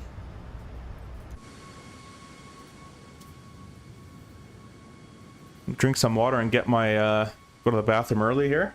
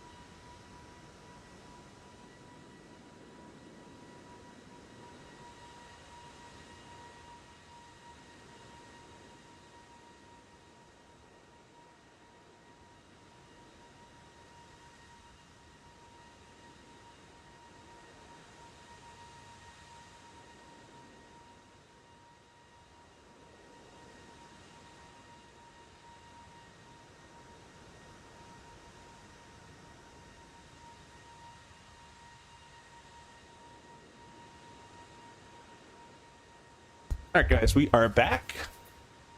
Adam says, you ever fly in an X-plane? I know there was a Payer 200, I think it was lower quality. After that airplane came out, an X-plane, it was 12, I've never owned 12, I've never got into it. I think it might have been 11 too, but I never owned it. I had a buddy show me it before, and it had so many problems. Like, a lot of the stuff the Aerosoft had right, they had wrong, and a lot of stuff they had right, the Aerosoft had wrong, but the Aerosoft still came out a little bit more on top. That 200 was a bit of a mess. The one I tried, if I'm remembering correctly. Oh, you know what? Maybe I'm remembering another 900, actually. I might be wrong about that. I'm going to retract that statement. I think I saw a 900. You can see we started our initial descent here. Would you guys like a habit announcement for our descent? I know you can do it in the... what airplane can you do it in? Where you can give a PA to the back. Oh, what plane? Might be the 350? No, what plane can you do it in? There's a plane you can give yourself a PA.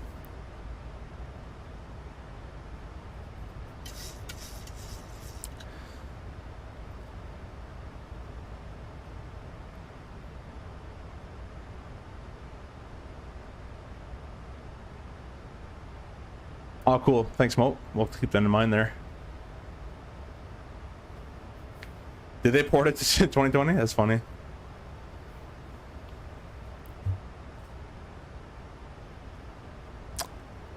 Why you flying slow? We ain't, buddy. We're at Mach 0.79. We're just under the red line.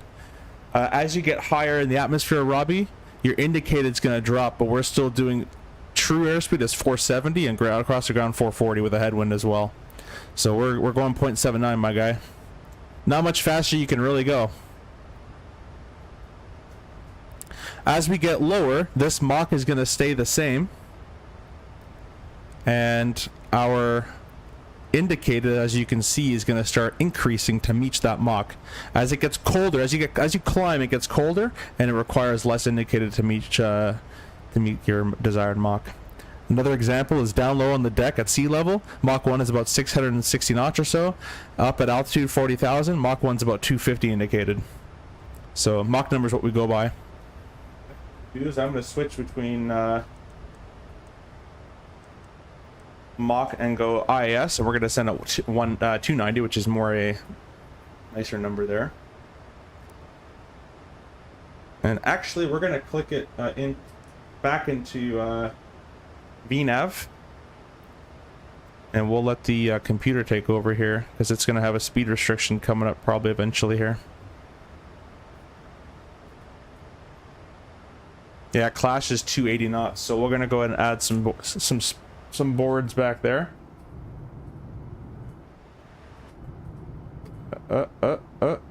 Which view is going to be the right view? That's close enough.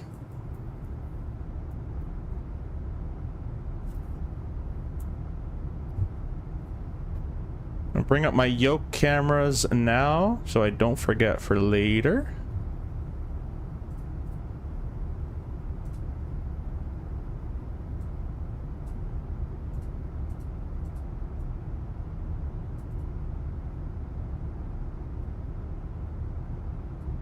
There we go. You guys can see that.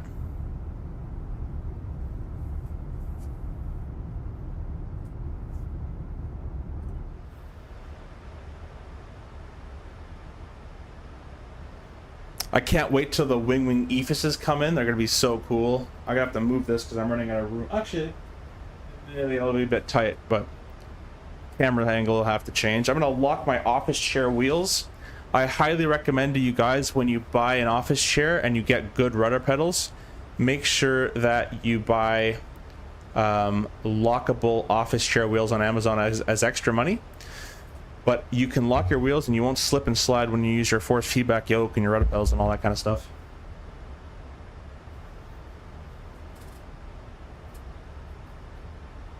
So highly, highly recommend getting those. We made it for 280. Gonna get rid of our spoiler there for the most part.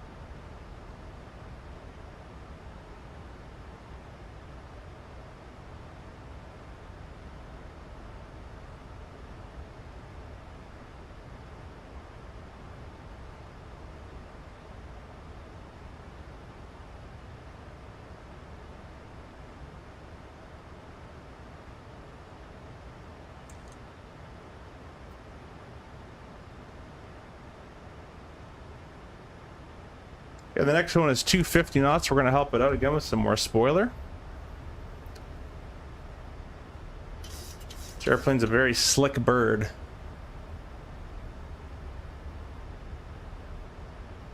Once it gets below flight level 190, it should be able to start reducing its feet per minute to help us slow down.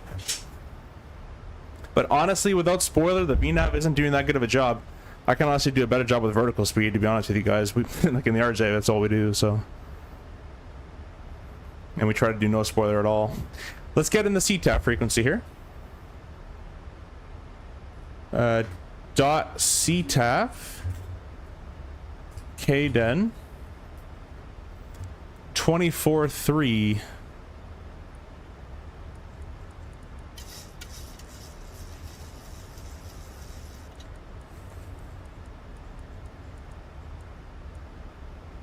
Load that up. Say Charlie 33. Get rid of our boards there. We can switch to 12345. Okay, thanks. Broncos 907.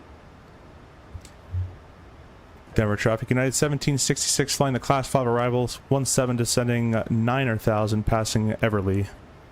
Denver. Alright, transition. 3031, left, center, right. And over CTAS and 357 degree to short final or 94 right at Denver. Alright guys, start messaging all your discords, let everybody know we're about to land. Bring all those viewers back. What clouds are you using? Nothing. We're using live weather. And we have... 1766, you better butter this flight. Oh, we'll try. And we'll use in Rex Atmos.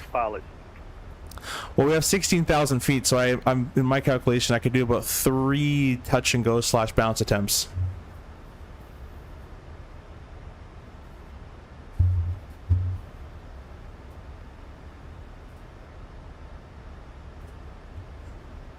Isn't that nuts? That runway is 16,000 feet long. That's crazy long at Denver Airport.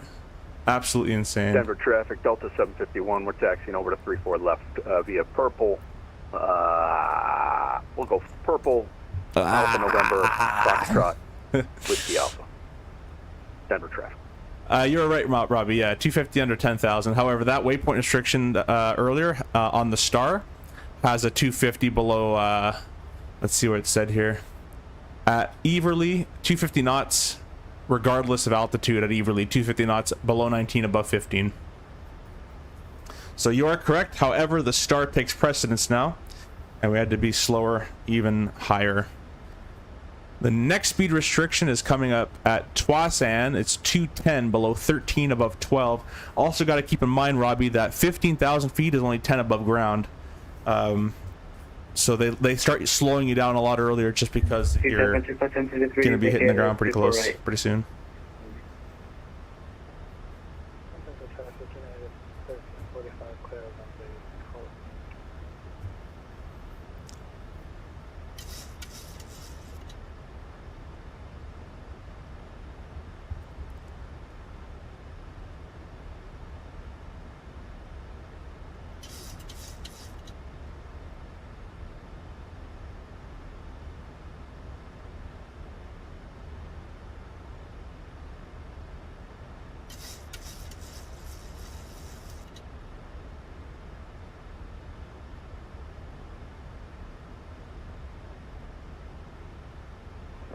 Radio check, radio check. 4x5. Denver traffic, United 1716 vacated, 35 left onto Mike 6. Yeah, we're going to start cutting it in a little bit. Concourse B via Mike, Denver traffic. We're going to go flight level change. 210. 9,000 is set. We're also going to go over here and go heading mode. And we're also going to go ahead and do legs page, next page, Selby, legs page, top of here, the final approach course of 353. We'll insert that, and we're going to execute it. Go ahead and do flap 1.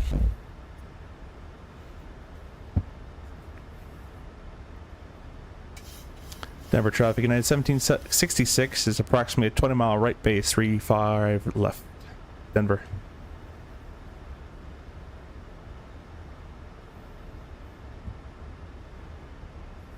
And we're just in level change. Radio check, radio check. 4x5, last caller.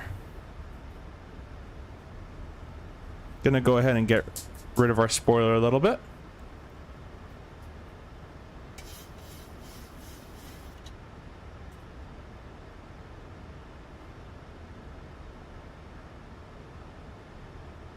basically I'm playing the speed. I'm trying to get rid of my spoiler and put this 9,000 right at Selby there as much as possible.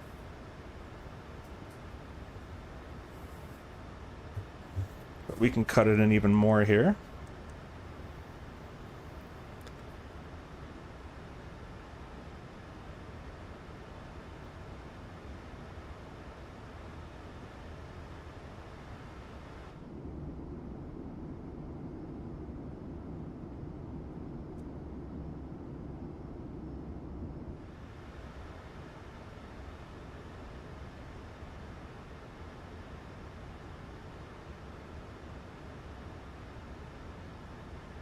Denver traffic, United 2644 is short file, IS3 for right. Okay, we're coming up on 10,000 feet. Let's grab, no one's here to clear us to land, so we'll just go ahead and do it ourselves. All the lights have been turned on. We'll ding the belts. We're gonna go ahead and arm my flight spoiler.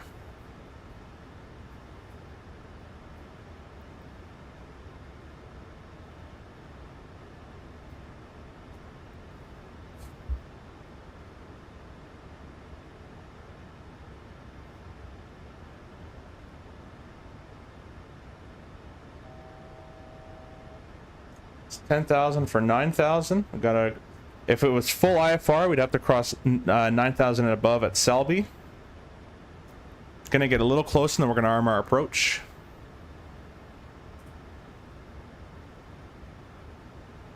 Yeah, Adam, I think it would be good enough for the space shuttle. I think so as well.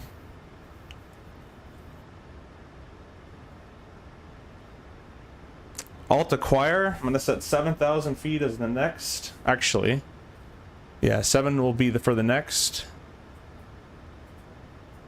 And the mist is 10. We'll have that in our brain for later. Oh, never mind. It's not like the RJ. Yeah, the RJ, as soon as it goes alt cap or alt acquire, the same mode. Denver traffic, Delta 751 lining up on runway 34 left for departure. It won't continue going down. Denver traffic. But we're visual anyways. Go up a little bit.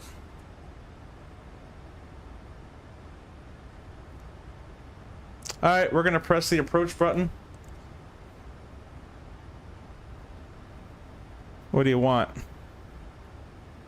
Oh yeah, I never do that. I always forget to do that. Let's unpress that. United 2644, vacate 34 right. 353 on the course. Having this MCP panel from Winwing is such a nice help. Alright, 353 is set and approach. We still get the message, whatever. Runway approach course error. I wonder if I can write it in here. Denver traffic, New England 1614 is 30 miles past the field, descending through 11,000. Don't press that button. Oh, anyways. We're going to cut it in a bit more. We're on kind of this visual vector for myself that I've been given. We're going to do myself level change again.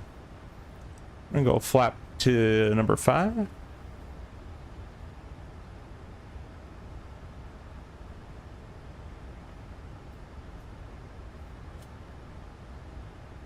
It's not continuing to descend. We'll go vertical speed if it doesn't want to. All right, well, it's going to go glide slope captured. It's not what I wanted it to do. I said level change. But whatever. Traffic, turn approach off. Level change. To Concourse C via there you go, airplane. Foxtrot. You're not really supposed to capture a glide slope before you capture a localizer. Turn more inbound there. It still does it. Alright, level change. We're going to start slowing down a little bit. Seize again. This happens when I vector myself, guys. Denver traffic, United 1766, 10 mile, final 3-4, correction 3-5 left. Let's get it. You know what, guys? I'm gonna go. Flight director is off. Autopilot disengaged. And we're just gonna fly this manually. Gear down. Flap 15.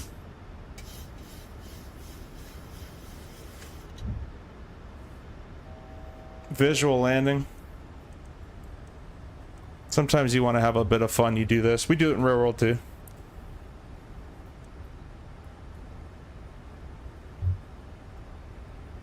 Denver traffic, Delta 751. We are airborne passing 7,500. This will be our final call. Denver traffic. I'll arm the spoiler.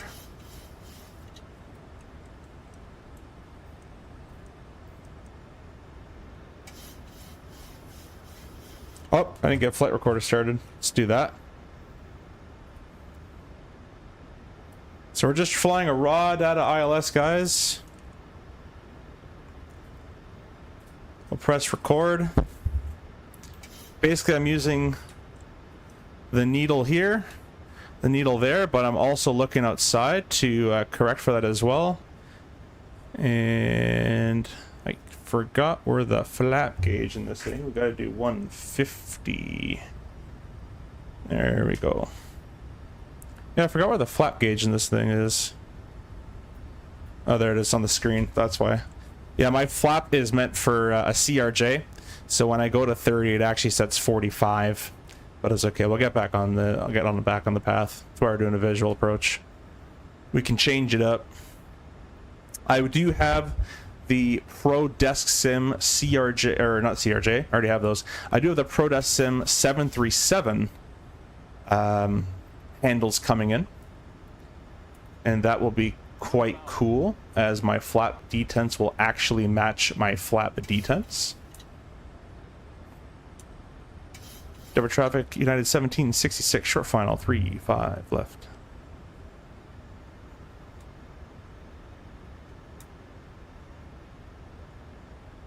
Hands should technically be here.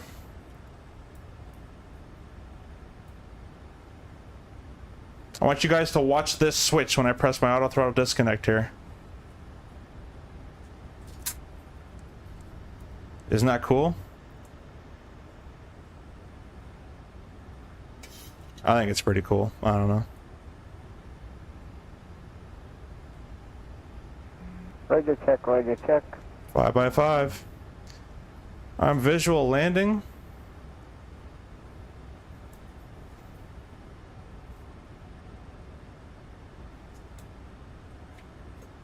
Desk is moving a little bit.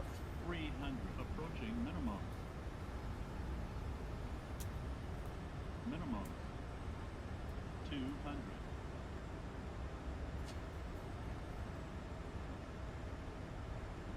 100. 50, 40, 30, 20, 10.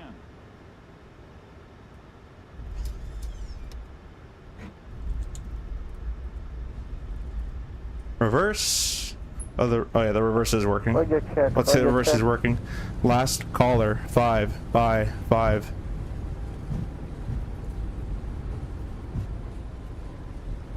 Manual brake.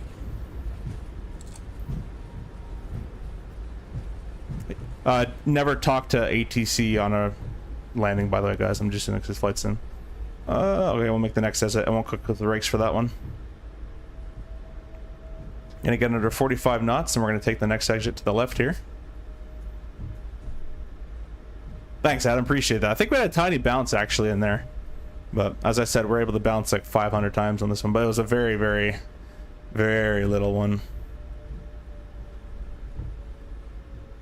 Blackbird, if you're in the chat, I need that tiller for this part right here.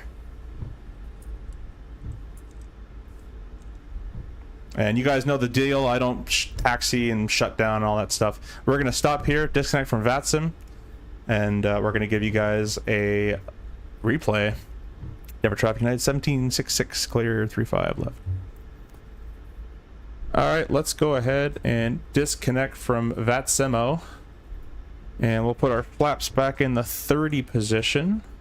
So I got to check that. There we go. It's always the wrong one that I think. And we're going to go ahead and press stop replay. We're going to wait for the flaps to be set, and we'll give you guys a replay. Let's go ahead and get rid of all these cameras.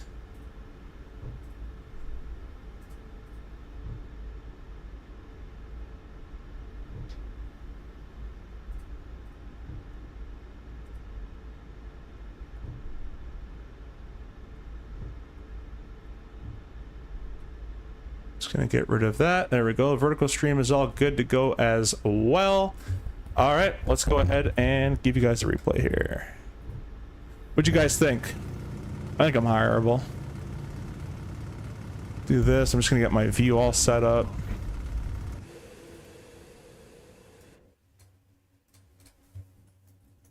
Can't wait till chase plane comes back. You guys have no idea.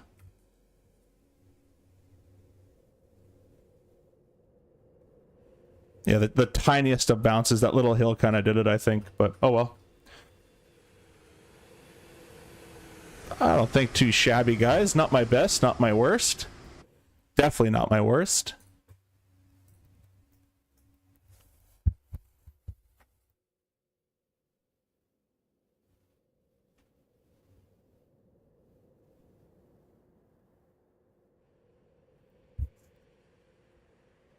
Bring you guys over here.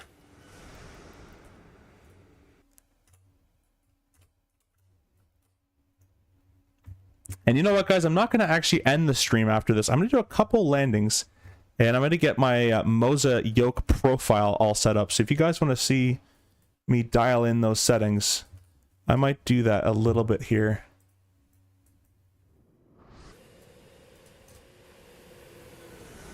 Let's see how my centerline control was. Let's see if I needed it any rudder at all. I'm not really, to be honest. I think I added it just a little bit there to keep her on. Yeah, it was a little hard. That's it though. I flared a little bit, but again, this high elevation, the wings can't produce that much lift, so there's going to be a little bit more flare that's required. It's okay. Nothing's broken. Definitely livable. Go here. There you go. You use a racing wheel? I used to do that actually. Thanks, Mo.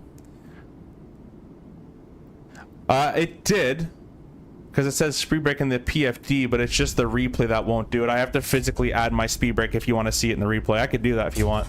We'll do it on the second replay here. The replay doesn't capture all the stuff, but I armed it prior to doing it, and we got speed brake on the PFD there.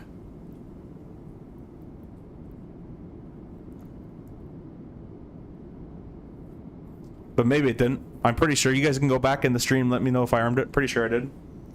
The other thing about the CRJ, it does it by itself. It's the only like automatic thing on landing that it does.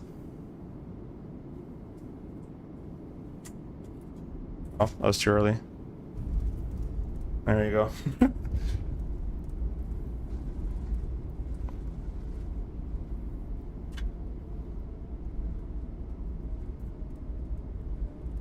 Do another one for you.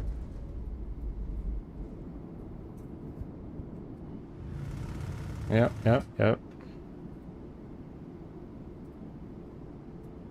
I did arm it? Sweet. Yeah, I thought I did. This airplane isn't native to the sim, so maybe it has some speed brake issues.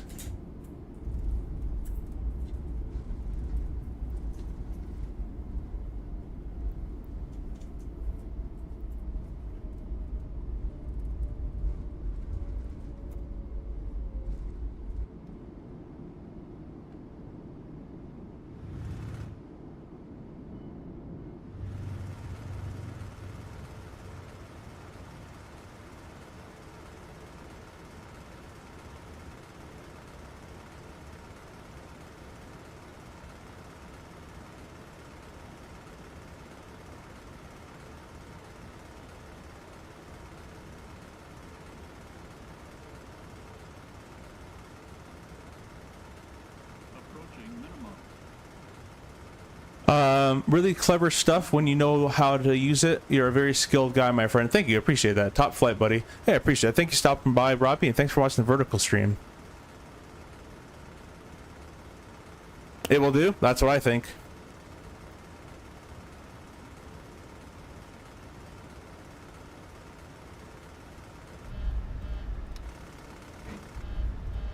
I don't really know how it bounced. We were at the point. Let me bring my hand up here. I'll pause the sim. Like in real world, I don't think that would have bounced, to be honest with you, from my experience, but bring up my camera here.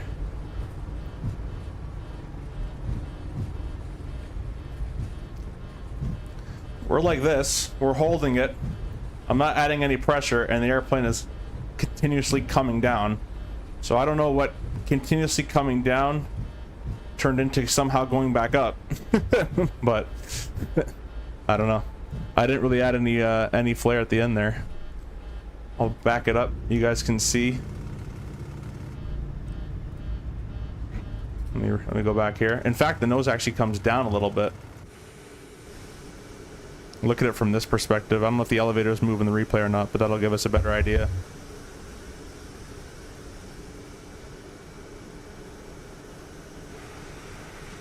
I don't know. Walk that nose on down. Pretty decent.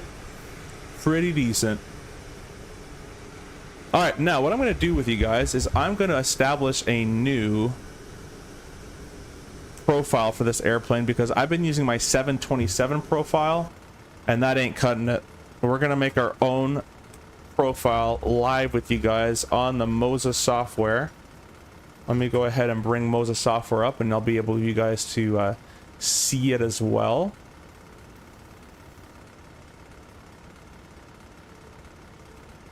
This is the Moza software. We're going to put this over there for the time being. And that's on the vertical stream, or on the horizontal stream, sorry.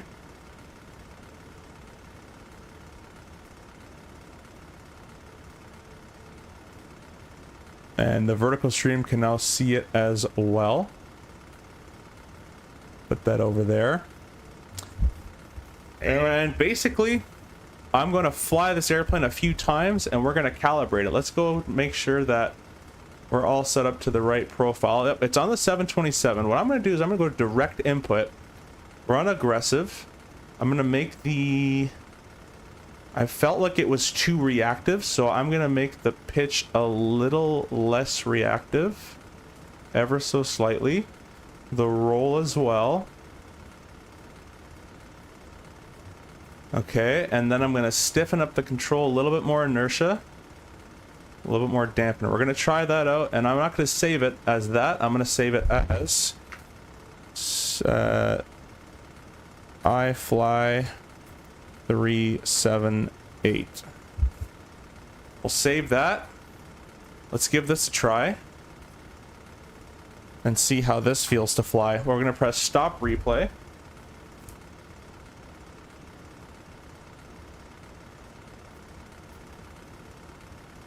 Oh, nothing's working. Yeah, this airplane doesn't like replays, I guess. But what I'm going to do instead is I'm going to load up FS Flight Control, which is a instructor panel. And you guys can watch this landing for the time being. While this thing loads up. Thank you. You guys look out there while my tool loads up here.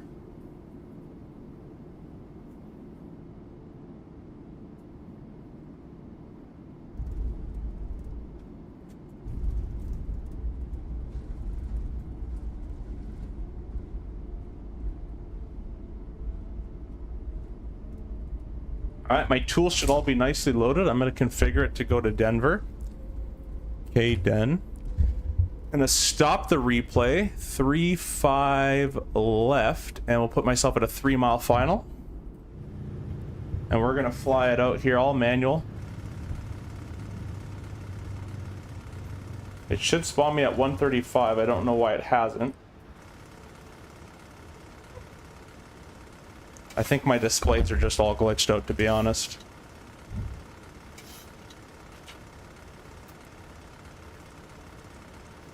I wonder if I can tell the auto throttle to do a speed for me. We're clearly not stalled, or else we'd be falling. Auto throttle does not work.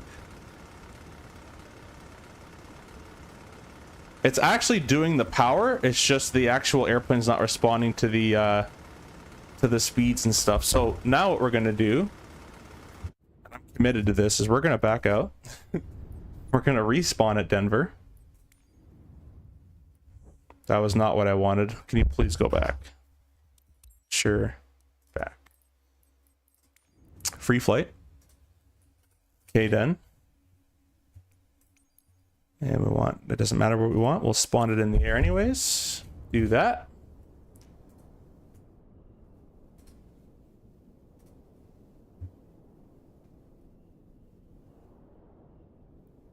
Certificates config warning? Oh, interesting. Okay. Yeah, that's weird. Maybe, well, I don't know. I threw the reverse out. I know that activates the spoiler, I think, right, as well in the 3.7 if you don't do it. Or is that just a triple thing? It could be one of the bugs. I'm not sure. I don't know. Okay, we'll do that. Let's fix our weight really quickly in the EFB. Power that sucker on. And it's going to be a little laggier probably than the first load, but that's okay. Performance. What am I want? No, I want weight and balance. This one. This one. Refuel? Oh, let's turn Toby off. I don't need that right now. Here it is. That's what I want. Weight balance. We'd put like 150 or so, whatever. Set. Cargo. Whatever. I'm just gonna make these up.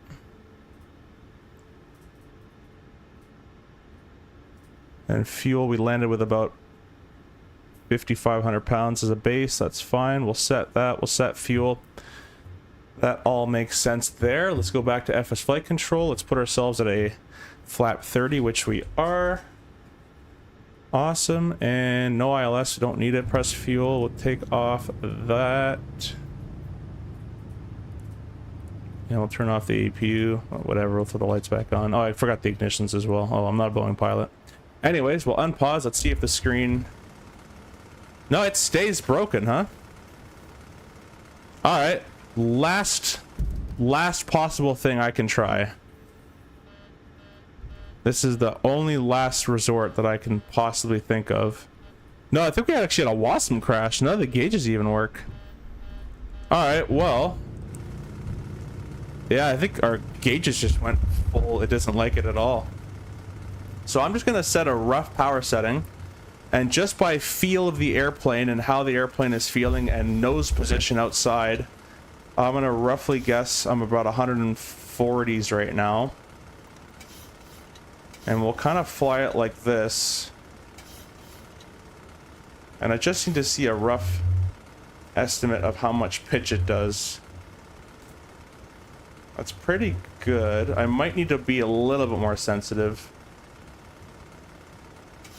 But we'll give it a shot. That seems a bit fast. Notice how much nose down is required to keep this path. So I'm going to bring my power out a little bit. A little bit more power now. Keep it around there. That's why I'd always cover my instruments on my students so you can fly an airplane without even knowing your airspeed or anything.